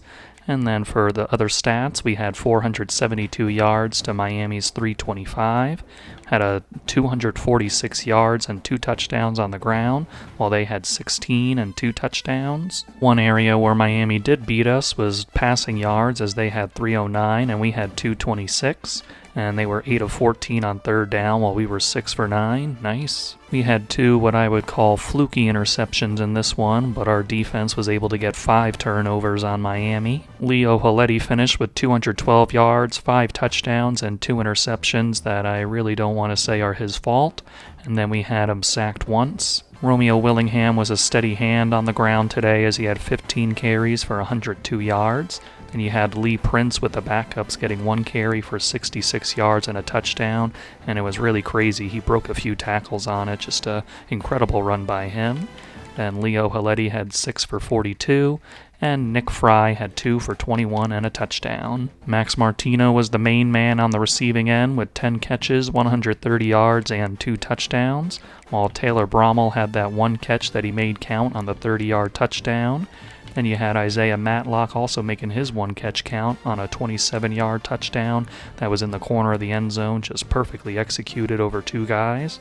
And then Devin Eagles had himself a short touchdown catch. Sam Mayo led us in tackles with 8, and he had 2 for a loss. Vernon Hicks was a madman out there with 3 sacks, and then we also got 1 each from Juan Ivey, Casey O'Neill, Nick Warrior, and Mateo Polanco. 3 different guys getting picks in this one, with Sam Mayo, then Randy Felton returning his 49 yards for a touchdown, and Anthony Swift also getting an interception. Couple of forced fumbles on the day as Vernon Hicks and Casey O'Neill got them, and then they were both recovered, one by Juan Ivey for the touchdown, and one by Byron Ezeki. Josh Grudedaria made his only field goal of the day, a 58-yarder. In our semifinal matchup, we're going to have a tussle with number 6 seed Auburn. And Tyler Irvin has agreed to be our defensive coordinator next season. Taking a peek at how the college football playoff bracket has gone so far, you had Clemson taking care of San Diego State, but then they lost to Ole Miss.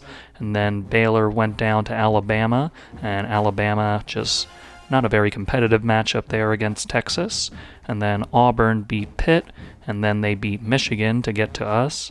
And of course Miami won against Oklahoma State, and we all know what happened with us in Miami, so that'll set up us and Auburn. And on the other side of the bracket, it's going to be Texas versus Ole Miss. Unfortunate news, as we've lost center Brent Kiernan in our last game against Miami with a dislocated knee. He'll be out for the rest of the postseason, so unfortunate, but we're going to have to rally together and do it for him. In Brent Kiernan's place at center, we're going to have our senior Jason Kloptenstein coming in for him, so he's just been on the bench and a good soldier this whole time being a senior. Now he's going to get his chance and opportunity to make an impact on the field for us, so I think he'll handle himself quite well with his abilities that you can see there, and he's an 89 overall with a tactician boost, so I feel like we're going to be okay, but going to miss Brent, of course. The semifinal game is now upon us, as we're going to face off against 13-2, 90 overall Auburn, and their number 6 seed, and we are just 1 game away from the national championship and getting back there, so got to keep our focus and continue that momentum we got in that second half from Miami. And right up the middle, Juan Ivey off the play action gets the time to get in there and get their quarterback down for a sack. Steve Sharp is going to get to the outside, gets the blocking he needs, and breaks a tackle to get into the end zone for the Peteytown Piranhas. It was a defensive battle in that first quarter, but the Piranhas are going to strike first here early in the second quarter to go up 7-0. We'll take a timeout or then check him out.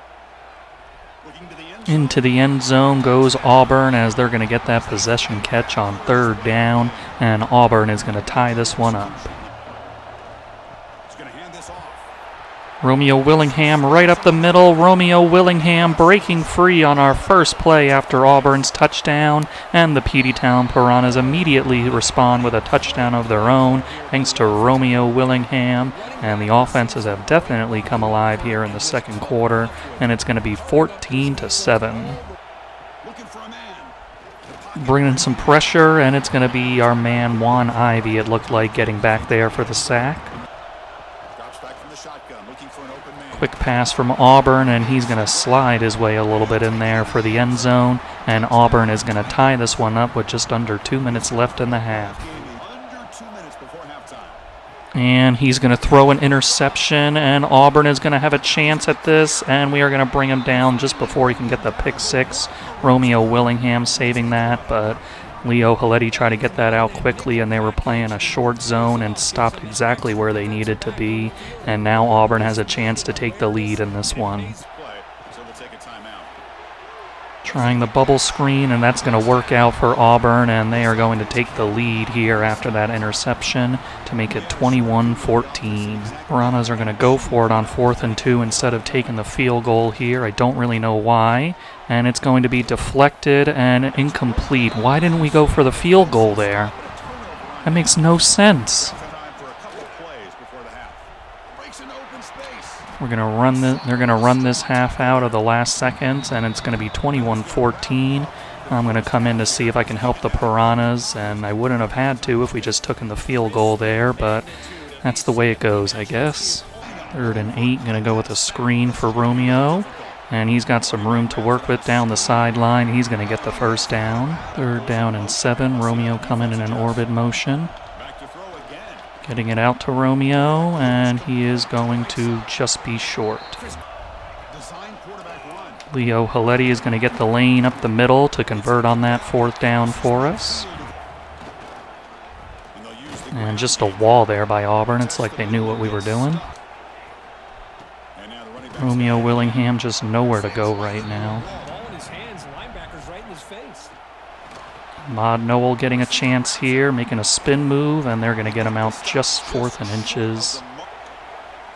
Trying the sneak, and they're going to give it to us. They had it stopped up there, but we got just enough there. A little fortunate. It's a bootleg looking to throw. Trying to create. Oh my God, I threw it behind him. Intercepted. Ugh. Auburn's going to get the interception there as I throw it behind our receiver, trying to hit the guy a little deeper. Was determined. They came up to stop the run. Coming in there, we're going to get a sack with Sam Mayo. Nice job by Sam. 3rd down and 11 here for Auburn. Challenge for the offense. They get a quick toss out there, and they're going to get the first down. Back to throw. It's 3rd down and 5 for Auburn. They're going to hit their man, and they are going to call it a first down. Looking to throw it again. Lets it fly Up the seam, they're just right behind our zones. Play fake, looking to throw. Deep Throwing a deep ball here. We got guys there, and Ben Hemphill is going to make the interception. Probably shouldn't have tried to run it out there, but we are going to get the stop on Auburn. And they capitalize here with the pick. Taylor Brommel is going to get this one, and Taylor Brommel is free down the sideline. Taylor Brommel making the big play here. They try to charge at him with their guy in the defensive backfield. Threw it as fast as I could over to him before he could get there, and that's going to allow us to tie up this ball game with Auburn. Short field goal straight on the line here for Auburn's kicker. He's going to put it up and put it through easily, and Auburn is going to reestablish a lead at 24-21. Max Martino with a lot of room on the side now. He's running down the numbers, and Auburn's finally catching him, but not before he gets to the 39. And he'll drop back here on 3rd down. Romeo Willingham getting this catch off the angle route. Romeo juking there and getting it all the way to their 4-yard line. Back and receiver on that one, and now they're in business. And open in the end zone is going to be Taylor Brommel. They lost him there, and the Piranhas are going to take the lead 28-24. With under 4 minutes left, it's 3rd down and 5 for Auburn at their 35-yard line. Their quarterback is going to send a man in motion to make it a bunch formation. He's going to drop back. He's going to throw a quick one. We had a guy there jumping in his face, but he calmly delivered that one. Read option is going to be snuffed out there by Vernon Hicks for a 2-yard loss. Getting hit as he throws, and that's going to be thrown to Sam Mayo, who makes a nice catch there on the interception, falling backwards. We've seen that one before from some guys, and that time it was Sam Mayo making the pick as their quarterback was getting hit. So nice job by the DL, and nice job by Sam Mayo in coverage. On the drag, it's Taylor Brommel, and they're going to tackle him and call their first timeout. And we're going to toss that one off an RPO to Max Martino. Going to be another first down and another timeout for Auburn. At the 2-minute warning, it's 3rd down and 8 for the Piranhas, and Auburn has no timeouts left. Leo Haletti dropping back, finding Max Martino. He's going to get the first down, but he is going to go out of bounds. But that is going to be all right, as we can kneel this one out now, and the Peteytown Piranhas are going to survive in this semifinal matchup. Watching the clock run down there, and the Peteytown Piranhas get this 28-24 victory over Auburn. Some tense moments there, especially I came in through that interception on my first drive. I was like, oh boy, what are we going to have to do? But then the defense was able to come through with an interception there, and I was able to collect myself, get that touchdown drive, and then the boys took over from there to get this win. And I'm just happy that we're going to be back in the national championship with a chance at a three-peat. Nice milestone for Sam Mayo, as he now has the Peteytown single-season interceptions record. Looking at these numbers for us against Auburn, we ended up with 502 yards to their 365, and we had 112 of those on the ground with 2 touchdowns, and they had 71. Passing-wise, we almost had more than 100 yards than them, as we had 390 to their 294, and we were 5 of 10 on 3rd down while they were 10 of 14. And both teams had 2 turnovers in this game. Leo Haletti finishing with 390 yards, 2 touchdowns, and 2 interceptions, and he was sacked once. Romeo Willingham with a solid day, 10 carries, 95 yards, and most of his yards came on that 83-yard touchdown run. Then we also had a touchdown run by Steve Sharp. Taylor Brommel was absolutely magnificent in this game, as he had 4 catches, 141 yards, and 2 touchdowns, one with me, and then one that proved to be the game decider.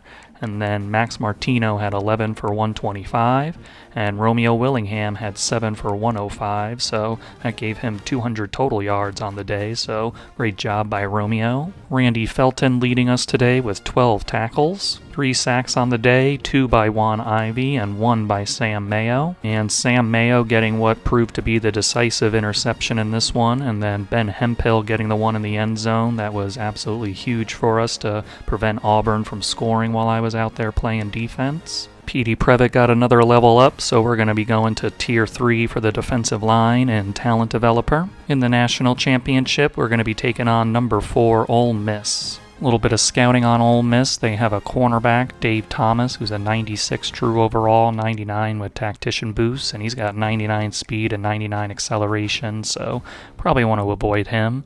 Then they got their quarterback, Quincy Ozigbo, and he's very good, very athletic. And going over here, get a little more of his quarterback stats.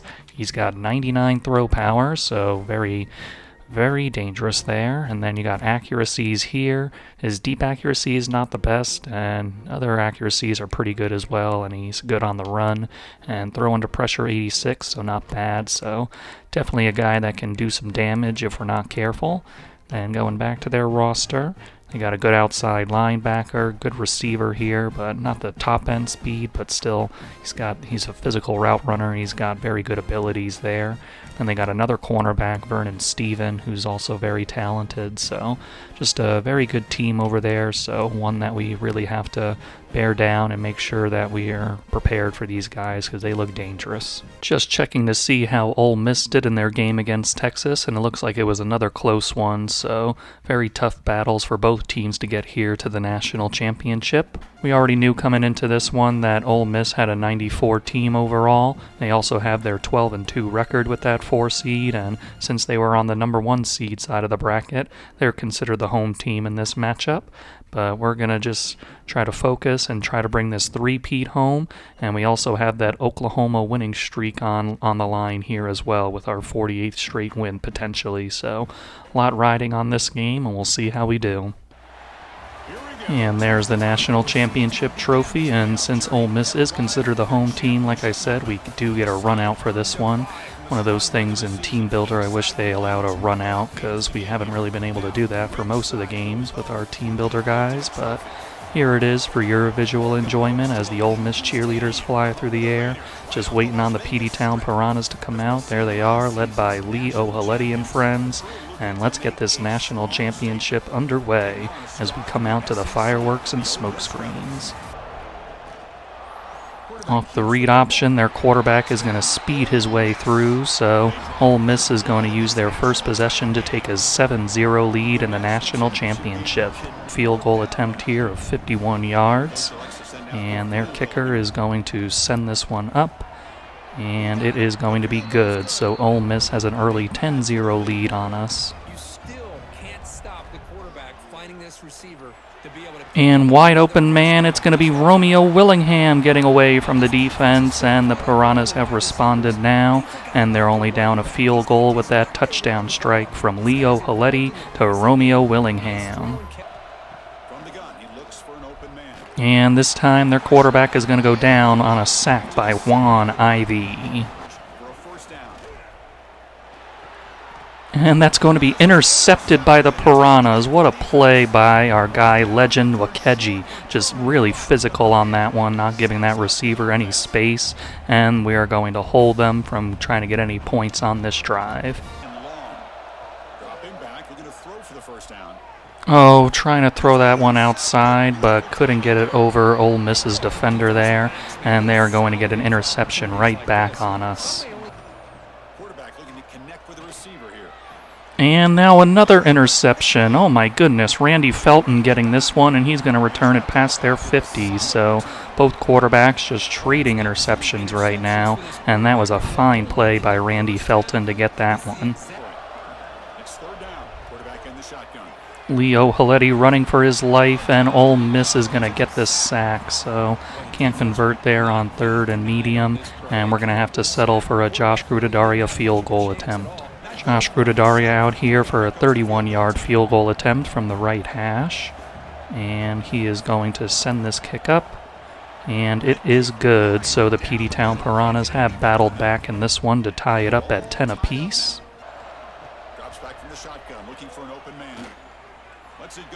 And it's going to be another interception by the defense. Oh my goodness, Kareem Lord getting that one. Their quarterback just trying some deep balls on the last couple of possessions, and we've been there to take them away. Great job by Kareem and the defense. And wide open in the end zone, Taylor Brommel makes that catch right at the line there as their guy was bearing down on him, but it doesn't matter to Taylor Brommel, and the Peteytown Piranhas have 17 straight points to make it a 17-10 ball game. Ole Miss has got it to our 25-yard line with that last few minutes remaining here, and they are going to put this kick up, and it is going to be good. So Ole Miss puts together a drive here to make it 17-13 heading into halftime.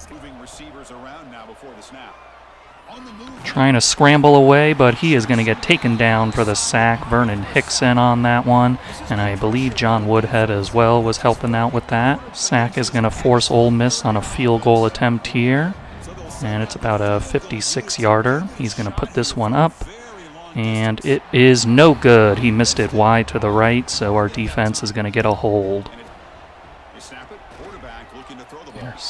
That's going to be intercepted. I saw it as soon as he threw it. They're going to get a big return here, and it's going to be all the way for a pick six.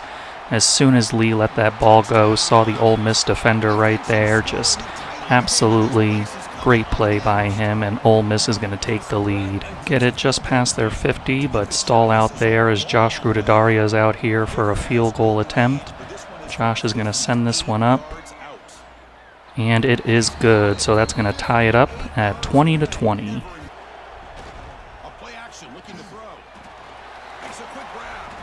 And there's a ball on the ground, and it is going to be recovered by the Peteytown Piranhas. What a huge play for us. Legend Wakeji coming away with that football. Let's see, I don't know if Ole Miss is going to challenge it or not. And doesn't look like they will, so the Piranhas will take over on offense after that fumble. Looking to pick up the first down through the air. Looking downfield near the end zone. Leo Haletti launching a deep one. It's a touchdown for the Piranhas. What a throw. Oh my goodness, what a throw to Ahmad Noel. I cannot believe that throw. Unbelievable. Leo Haletti just reared back and fired that one. Ahmad Noel making the catch here. Let's look at the replay. Sorry if my loudness kind of just blew up your ears right there. My mouth was super close to the mic on that one. But I hope you can forgive me after a huge play like that. Unbelievable. Ahmad Noel in the back of the end zone. Perfect pass from Leo Haletti. After our touchdown strike, Ole Miss is on a 3rd down and 3 from their own 23-yard line. Empty formation. He's going to drop back, throw it short to his man, and he's got it. 3rd down and 1 now for Ole Miss. And they are going to spread us out a little bit. Drop back to throw, quick pass, and he's going to get it complete to his man. Ole Miss at their 48-yard line on a 3rd down and 7. 5 minutes remaining in the game.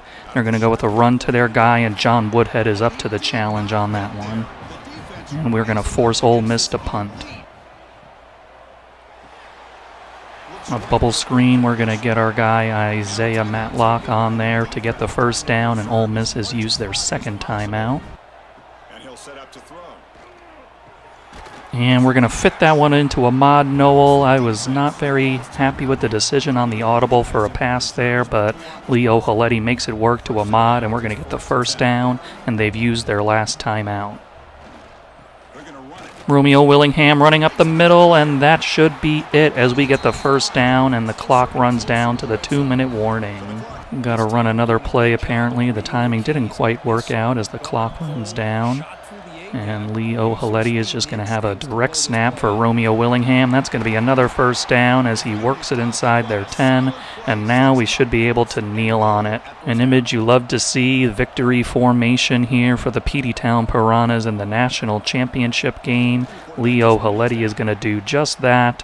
And the Peteytown Piranhas win 27-20 over Ole Miss in what was a really tough game to win. Our toughest national championship game win to date that I can think of. But it's going to be a three-peat for the Peteytown Piranhas as they match Minnesota from way back in the day. And it also will give us that 48-game win streak to give us the record over Oklahoma for college football Division I. Just incredible milestones accomplished here today by the Peteytown Piranhas as Max Martino hands Petey Previtt his 5th national championship trophy, and the crowd is going wild, and I am incredibly proud of our boys for the resiliency and toughness they showed today. Looking at these numbers in the national championship, the Piranhas had 393 yards to Ole Miss's 322. And we had 110 yards on the ground while they had 61 and a touchdown. We just outgained them in the passing game as we had 283 yards to their 261, and we were 8 of 13 on 3rd down while they were 8 for 11. The turnovers played a big difference in this one as Ole Miss had 4 and we had 2. Solid effort from Leo Haletti today as he had 283 yards, 3 touchdowns, and the 2 picks. Just kind of mistakes on those plays. Ole Miss made some great plays out there, but really would like that, especially that second one, would like to have that one back because it gave him the pick 6. And then he was only sacked once, and also got to compliment him on that insane throw to Ahmad Noel there. Just one of those plays that you're going to remember for a lifetime. Romeo Willingham was solid on the ground for us in his final game as he had 16 carries and 89 yards. Ahmad Noel just etching his name in Peteytown Piranhas lore today with that huge touchdown reception, and he finished with 4 catches, 83 yards, and a touchdown. And you had Isaiah Matlock getting 6 for 66 in his final game. And Romeo Willingham added 3 for 47 and a touchdown in the receiving game. Also got Max Martino with 6 for 44, and then Taylor Brommel 5 for 39 and a touchdown of his own. A lot of tackles to go around in this one as Legend Wakeji got 13, 12 for Kareem Lord, 11 John Woodhead, and 10 for Sam Mayo. And we got some TFLs as Kareem Lord got 1, John Woodhead got 3, and Sam Mayo got 2. Juan Ivey led us with 1.5 sacks, while we got half a sack each from John Woodhead and Vernon Hicks. Legend Wakeji with that very physical interception that was really a spark for us. Of course, we had an interception after that, but I think it really helped the defense settle in after giving up 10 early points. Then Kareem Lord got himself an interception, as well as Randy Felton on a couple of very nice plays from them. And we can't forget that forced fumble that was huge for us. I didn't really see a replay or anything to show if it was actually a fumble or not, but if they're not going to challenge it, I'm not going to complain about it. And Legend Wakeji was the one who forced it, so he was part of 2 turnovers for us today, and he was also the one that recovered it, so he was really a part of that turnover. And when we needed him to, Josh Grudadaria came through with 2 field goal makes on 2 attempts and a long of 58. And that's going to be the end of a very illustrious career for him. He walks away with a Lou Groza Award. Didn't get it this year, kind of costed himself on one miss that he had, but he also didn't have a lot of field goals or attempts this season, so that might have hurt him as well. But we all know that he's an amazing kicker, and we're going to miss him. Romeo Willingham was recognized as the player of the game on offense. Petey Previtt leveled up a couple of times from that national championship game victory, so we're going to be able to get Tier 2 and Talent Developer on our linebackers. We're going to cover our season stats now, as Lee O'Haleti finished the year with 4,303 yards, 57 touchdown passes, and 14 interceptions. Romeo Willingham was a very nice threat out of the backfield for us with 177 carries, 1,213 yards, and 9 touchdowns. And Lee O'Haleti, 99 for 591 and 7 touchdowns. And shout out Nick Fry, who came in with the backups, got himself 51 carries, 276 yards, and 6 touchdowns. Couple of 1,000-yard receivers this year, as Max Martino led us with 128 catches, 1,472 yards, and 18 touchdowns. And Taylor Brommel had 70 for 1,022 and 15 touchdowns. And Romeo Willingham out of the backfield, 62 for 641 and 5 touchdowns. And Isaiah Matlock, 54, 547, and 9 touchdowns. And also want to shout out Ahmad Noel, even though his stats weren't the biggest or the gaudiest. He was a big play threat, and he had 36 for 425 and 6 touchdowns. Defensively, Sam Mayo led us with 121 tackles, while John Woodhead had 101, and Sam had 23 TFLs, while John had 15. With other TFL guys, Vernon Hicks got 32, while Juan Ivey got 30. And then you have Mateo Polanco at 21. For sacks, Juan Ivey led us with 15, while Vernon Hicks had 13. Sam Mayo was an absolute menace in coverage as he had 11 interceptions, and then you had 4 from Randy Felton, Ben Hemphill, and Legend Wakeji. Then you got 3 from John Woodhead, and also Kareem Lord. Juan Ivey, incredibly, from his defensive tackle spot, led us in defensive touchdowns with 3. Then you got 2 each for Sam Mayo, Randy Felton, and Ben Hemphill.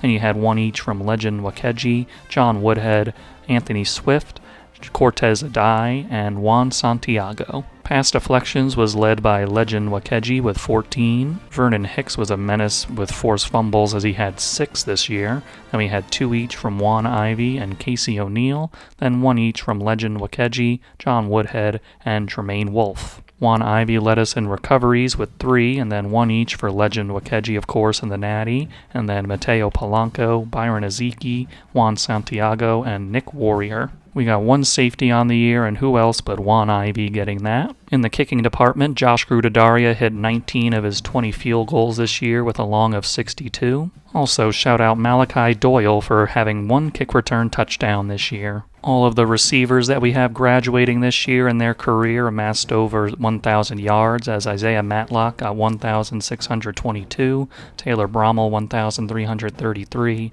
and Ahmad Noel 1,227. And then in the touchdowns, Isaiah Matlock had 22, Taylor Brommel 20, and Ahmad Noel 17. Josh Grudadaria hit 77 of his 84 field goal attempts in his career, which was good for a 91%, and he hit a long of 62, which I believe he did twice, so absolutely wonderful career for Josh. For players leaving, we got 3 guys looking to maybe transfer with Malcolm Incoom, Devin Eagles, and Danny Burden, so we'll see what happens with them. First, we're going to go to Malcolm. and he has failed, so we're going to lose Malcolm, which is sad because he was an 87 overall, but normal development, so it is what it is. Then for Devin Eagles at tight end, he's worried about his playing time, and he also will not be coming back. And then finally for Danny Burden, he is not coming back as well. So all three guys are leaving, unfortunately. Now we can look at this senior class that's leaving us. Gabe Bello ahead of the pack at his 97 overall. Just great development over his career. Sam Mayo just here for a year, but great addition to our defense. Romeo Willingham just biding his time until he got his shot, and he really was a big playmaker for us out of the backfield. Corbin Gruber on that other tackle spot. He also started last year and just a great guy for us. Vernon Hicks waiting his time. A lot of the defensive linemen just wait their time because got so many talented guys coming through here, and he was one of those and just really took off this senior season. And Legend Wakeji, a nice senior addition for us in the transfer portal. John Woodhead started 1 year, then made way for LaRon Weineke, but then he outdeveloped him this year, so John was given the nod and filled in nicely. Artis Russo, our man in the middle, just great season this year. And Brent Kiernan, unfortunately, couldn't be there the last couple of games, but he was really making holes in the middle there for our guys, Romeo and other running backs. Taylor Brommel, what an incredible guy here. He just was a playmaker for us, and hopefully we got him to an 89. Hopefully he gets drafted, but just a big play threat anytime he had the ball in his hands, whether it was deep balls or making plays after the catch, just incredible. Then you had Isaiah Matlock on the other side. He didn't get as many stats as I thought he would this year, but he still was very effective when he was out there. Then LaRon Weineke started that 1 year, then made way for John Woodhead, but glad that he was on the team with us just in case anything happened. Ahmad Noel, another one of those guys just making big plays. He didn't get a lot of catches this year, but when he made catches, he was making plays all over the place, so gonna miss him. Shout out to Jason Klopfenstein. When Brent went down, he filled in for us and did a nice job at center. Just a guy who stuck around and did whatever he was asked of him. Also gonna miss Mateo Polanco in the middle, but I think we're gonna be in good hands with Juan Ivey next year. And Josh Grudedario, what a legend, Lou Groza award winner, and just absolute reliable guy that we had, and we're going to miss him dearly. Special note about this senior class is that if they were just true seniors, they were a part of 3 national championship teams, which is wonderful, but redshirt senior guys were actually here for 4 national championships, including Gabe and a few other guys, so just incredible accomplishment there. The first class that could say that they've been a part of 4 national championships for us, so just really have that to go for them in this legacy, and just a group of guys that never let us give up. Like, you had some tough times this year with different adversity things going on in games, but they always seem to find a way to get it done, and I really respect and love them for that. 14 Piranhas have made their way to the NFL this year. You got Gabe Bello and Sam Mayo going in the first round. Then in the second round, you had Vernon Hicks. In the third round, Romeo Willingham, Corbin Gruber, and Legend Wakeji. In the fifth round, you had John Woodhead and Artis Russo. In the sixth round, Taylor Brommel, which I'm personally very excited about for him. Like, the other guys you kind of expect to get there, but Taylor was kind of on the borderline until we were able to add some skill points for him, so glad that he's in the NFL now. Then you got Isaiah Matlock joining him. And then in the other 6 rounders were Brent Kiernan and Mateo Polanco. And then in the 7th round, Sam Bohasic and LaRon Weineke. And LaRon's another guy I'm very happy for because he took a step back this year for us, but still being able to get into the NFL is very nice for him. So with the transfer portal upon us, we still got some high schoolers that we're trying to sign. Raymond De La Rosa, Curtis Wallow, J.D. LaRoque, and George Boozer, and the only one we're really getting competition on right now is this one for George Boozer with Kansas State. So hopefully these teams just kind of ignore them going into the transfer portal, and that these guys kind of commit, because it's been like this for a little while now. Down to the transfers, I think I remember Emmanuel Sambrelo coming across our recruiting board at some point, so we're trying to sign him here in this transfer portal. And then we got Ben Westerman, who's a left tackle, and he's agile, got a lot of abilities over there, good finesse moves on the run block and pass block, and he's also Got that 91 acceleration, which is very good. Jabari Enikpali is a different archetype here, a tackle with raw strength, and he is very strong with 96 strength, 90 pass block power, and 88 run block power, and he already has that silver strong grip, which I like to get the guys, but that strength can be so expensive sometimes. I don't always get there, but he's already got a start on that, so it would be nice to have him. We also really need to sign a tight end, and Rico Mulligan is the first guy up that we're kind of trying to get, and he's got 80 speed, 82 acceleration, and catching traffic is 84. That gives him the silver shore hands, which is an ability I really like, and he also has the outside shield, so that can help with blocking as well. And right now we don't have him on the he doesn't have us really on the top 9, so seeing if we can kind of change his opinion on us. Then for DeMarcus Titus, we're looking at defensive tackles, and he's a speed rusher, and you can tell with 81 speed and 83 acceleration.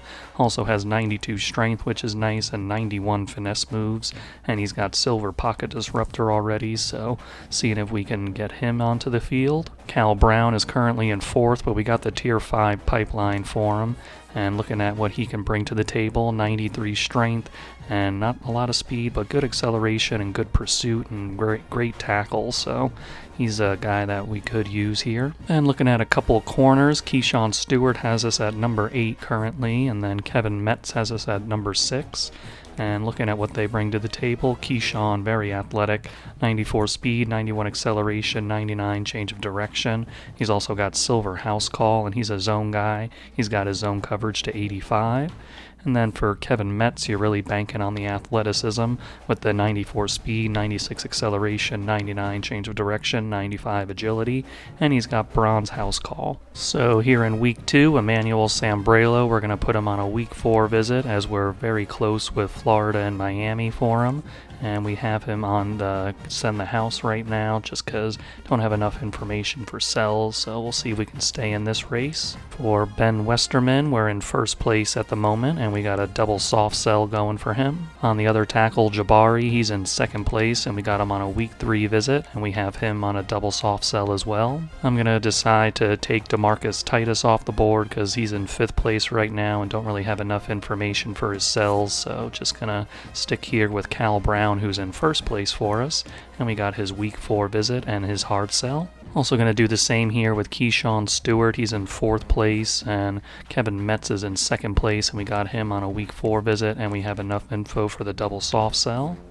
So with Keyshawn, just going to take him off. High school athlete George Boozer has decided to join our team. In the 3rd week, Emmanuel Sambrelo's got his visit next week, and we also have his double soft cell strategy.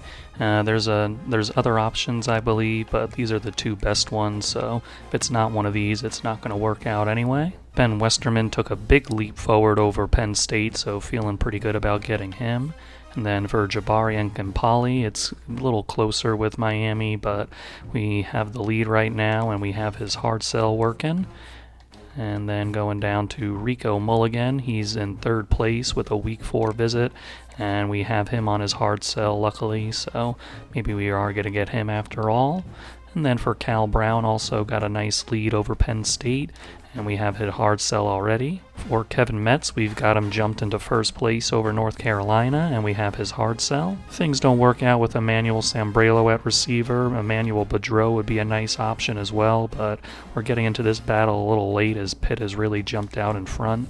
But if we can manage to get him, he has 92 speed and 94 acceleration and very good route running and spec catch, so would be somebody that could be a very valuable asset for us. From the high school rank, J.D. LaRoque has joined us in the strong safety depth chart. Ben Westerman will be joining our offensive line, glad to add him. And Jabari and Kampali is going to join us as well, so very nice. And Cal Brown on the defensive line, very good to see. And Kevin Metz in the defensive backfield, really glad to add his athleticism. In this final week, we got Emmanuel Sambrelo visiting, and we also have his hard sell, so this will be our best chance at getting him, even though we're in 3rd place for him.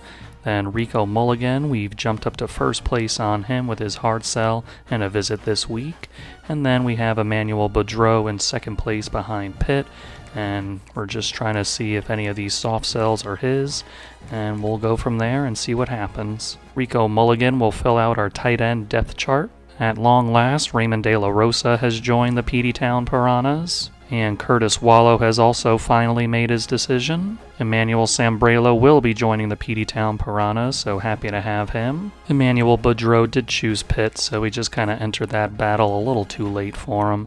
But just looking, and he is a star, so unfortunately we did miss out on a star guy. Looking at the depth traits for our transfer portal signings, George Boozer is a star, so love that. Ben Westerman is elite development, very nice. Jabari is impact. Then Cal Brown is also impact. Then Kevin Metz, our transfer corner, is impact. Then J.D. LaRoche is normal. Raymond De La Rosa, the high schooler who was on there for such a long time, is elite development, so he was well worth the wait. Then Curtis Wallow at receiver, also elite development, so very nice. Then Emmanuel Sambrelo, I think we already knew. Actually, we didn't know. We didn't sign him, so no way we could have possibly known. So he is a star. So actually, it ended up working out because the other guy had a star, and so does Emmanuel. So we will take that. And then Rico Mulligan is normal. So counting up how the depth traits worked out for us, we ended up with 8 elite development players, which has to be the most we've ever gotten. And we've also got 7 star dev players, so I think this group is very, very talented and probably one of our most high quality recruiting classes we've gotten so far, so very excited about that. And all that talent has equated to the Peteytown Piranhas getting the #1 recruiting class in the country for the first time as a program, and we did it by getting 24 guys, which isn't a lot as much as the other guys, but we got there with 11 5-star players, which is just insane, then 8 4-stars and 5 3-stars, but I can't even believe it.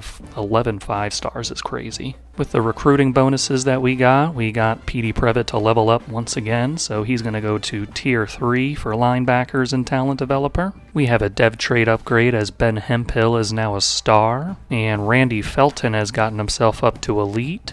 Lee O'Haleti is now a true 98 overall with a 99 with tactician boost, and he got there by getting his accuracy to its skill cap. He maxed out his throw power at 99, and his IQ is up to 95 awareness, but I think he didn't quite get to 99 true overall because he had a skill caps and accuracy, but we will take what we got with him. He maxed out everything he could. And then for his abilities, we got him Bronze Dot and Silver Mobile Resistance. Thinking about life after Leo Haleti this season, we have Greg Proctor here, and we kept his overall at 86, and we boosted up his quickness so that he has 90 speed. Running back Nick Fry has gotten himself to an 86 overall, 88 with tactician boost, and I believe I went over this last season, but his quickness and elusiveness have met their skill caps, so this season we worked on his IQ, and then we got his power to its skill caps, and no matter what we do, he's not going to be able to unlock any abilities, so kind of hit a bit of a wall with Nick here. Even though he's got star development, those caps are kind of holding him back a little bit, unfortunately. Steve Sharp will be the other half of our halfback duo next season, and he comes in as an 86 true overall and 88 overall with tactician boosts, and we got him there by maxing out his quickness to get 97 speed, 99 acceleration,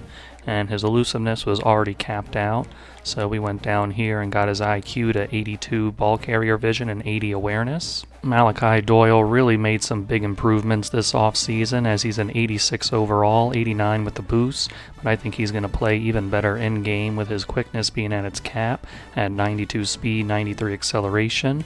His hands went to 90 catching and 94 catching traffic. He got his route running up a little bit where pretty much everything is over a 91 except his release at 85. And then over in his abilities, we got him to Platinum Cutter and Platinum Sure Hand, so I think he's going to be very reliable out there at receiver. Derek Wall is an 86 true overall as well, with an 88 with Tactician Boost, and we got there by getting his hands up so that he has 92 catching and 91 catching traffic, and we boosted up his route running a tiny bit. and that got us to gold sidestep, platinum shifty, and bronze cutter. Frank Hay has gotten to an 86 true overall, 87 with boosts, and we got there by getting his quickness to its cap, so he's got 96 speed, 99 acceleration, and we also got his route running up a little bit, and he has platinum takeoff. Emmanuel Sembrelo is an 82 overall, but I'm not really focused on that right now with some other guys above him on the depth chart. What I'm really wanting to point out is that he has literally no skill caps, which is absolutely amazing for us, so glad that we got him in the transfer portal, and he will only be a sophomore this year, so we got a couple more years that we can work with him. Superstar and record breaker Max Martino is now a 92 true overall with a 94 in tactician boost, and then we got his route running to be maxed out, and his hands were already maxed out, and we got his IQ up to 80 awareness, so very excited to see what he can do. He's been setting records without all these things attached to him, but now that he's pretty much maxed out in very important things, I'm excited to see what he's going to do this season. Say hello to the latest 99 overall Piranha, left guard Trent Chick, and we got him there by getting his pass blocking maxed out, and his power was already maxed out. His IQ is up to 85 awareness, 77 lead block, and we also got his quickness up very nicely. And he is a pass protector, so the run blocking doesn't really affect his overall, but we still got up that a pretty good amount anyway. And then over in his abilities, he has platinum pocket shield, gold drop, and the other ones he already had, but very excited to see how Trent can lead our offensive line. With transfer Jabari Enepali, I decided to move him from tackle to center during the position changes stage, and with that we were able to get his run blocking to its cap, and we also got his abilities at gold strong grip. Juan Santiago enters his senior season as a 91 overall, 92 with the tactician boost, and we got him there by getting his run stopping to his cap, which gave him 99 tackle, 95 pursuit, and 91 agility. Then we went over to his abilities, and we got him platinum takedown. For sophomore Byron Ezeki, he's at an 85 overall, but I'm kind of looking more at him as an experiment here, just because he's got that star dev, so he'll develop no matter what, but he is a power rusher, and he's got 95 power moves and 95 finesse moves, and the reason I focused on finesse was I want to see if this duress ability, what it can do out there. He's got it at gold right now, and he's also got gold pocket disruptor, and we'll see how that goes and translates to the field. Not sure how much playing time he's going to get, have to figure out the depth chart and all that stuff, but he's just something I want to keep an eye on. Star defensive tackle Juan Ivey comes into his senior season looking better than ever, as he's a 91 true overall, 93 with the boost, and we got there by getting his run stopping up quite a bit. He's got 90 block shed, 99 tackle, and 96 pursuit. And his finesse moves are up to 95, and he had already maxed out his quickness. Just want to show that again because it's actually super silly that he has all that. And then for his abilities, he's got platinum takedown now and platinum pocket disruptor, so expecting a lot of big things out of our guy this season. Opposite Juan Ivey at defensive tackle, you got 90 overall Cal Brown, a transfer. And for him, we got his run stopping to his cap, then we got his power moves to 81, then his IQ up to 79 awareness and 95 play recognition. Harvey Talbot has just been quietly developing in the background for years, and now entering his senior season, he is a 97 overall Mike linebacker, and he got his awareness and play rec up to 81. His quickness was already at 90 speed, 98 acceleration. Then we got his run stopping up a little bit, so he's got 93 pursuit, 87 tackle. Then his pass coverage, he's got 95 zone, 92 man. And with all of that, we got gold house call, and he already had silver robber. We've got another 99 overall player on this team with cornerback Anthony Swift. And for him, we got his man coverage to its skill caps, where he's got 91 man, 97 press, 99 change of direction. Then for zone coverage, it's almost maxed out. He had one cap on there, but still got 99 zone coverage out of it, so love that. And he's got 95 play rec and 97 awareness. And then going over to his abilities, he's got gold jammer and gold blanket coverage. And I almost forgot, we did get his run stopping up a little bit too, as well as his hands to 80 catching. For Kareem Lord, we got him to a 90 overall, but it wasn't easy because he had man coverage, zone coverage, and quickness all at their caps, so put some into hands and then the rest into run stopping, and that got him there, so happy to see that for him. For sophomore cornerback Devin Odrick, we got to be careful with him. He's already at an 87 overall, and we all remember what happened with Andy Wilkins a few seasons back, so trying to avoid that. We got his man coverage up to 84, and then we got his quickness maxed out at 98 speed and 99 acceleration, and we got his hands up a little bit. And then I also wanted to point out that he has no skill caps either, so love that. It's very tempting, but just got to hold off a little bit. And then for his abilities, he's got bronze blanket coverage, bronze jammer, and bronze house call. For free safety Ben Hemphill, he's a 93 overall now, and we got his zone coverage up to 96 and man coverage up to 88. Then going over to his abilities, he's got bronze ball hawk. He already had the platinum house call and gold robber, and we also added silver knockout to him. For strong safety Randy Felton, he's an 87 overall, and honestly he didn't really have a lot of room to grow because his zone coverage and quickness were already at their caps, so we got his man coverage to its cap and also boosted his run support a little bit. And then over in his abilities, he already had these two. We also got him gold knockout this offseason. Coming to the end of this season for the Peteytown Piranhas, and looking back, just another undefeated season for us, 3 straight now, and that includes 3 straight national championships. I'm just so absolutely proud of these guys for the consistency they've shown, and new guys coming in and filling in roles, and everybody just being ready when they're called upon. And going undefeated is hard enough. Doing it 3 years in a row is amazing, and doing the national championships as well and joining history with Minnesota is amazing. But now we have a chance at creating our own history as the only college football Division I program to get 4 in a row, so that'll be the ultimate goal next season. And I'm also proud of us for getting that Oklahoma winning streak record, and hopefully we can just continue that. But this year it wasn't without its challenges. We had some tough matchups. That game against Ohio State really pops out as a wild roller coaster ride that we were able to pull out. Then the Big Ten championship, where things seemed like lost and maybe we were going to lose that game, but just huge plays made there. And then against Miami, adversity early, but we were able to pull it away. And then, of course, in the national championship, got all we could handle against Ole Miss. But these guys, for whatever reason, I can't put my finger on it, but they were just so resilient. Any challenges that popped up, they were able to overcome them, and just the word proud just keeps coming to mind about this group, and I'm really excited to see how we do next season. I'll see you guys in the next video.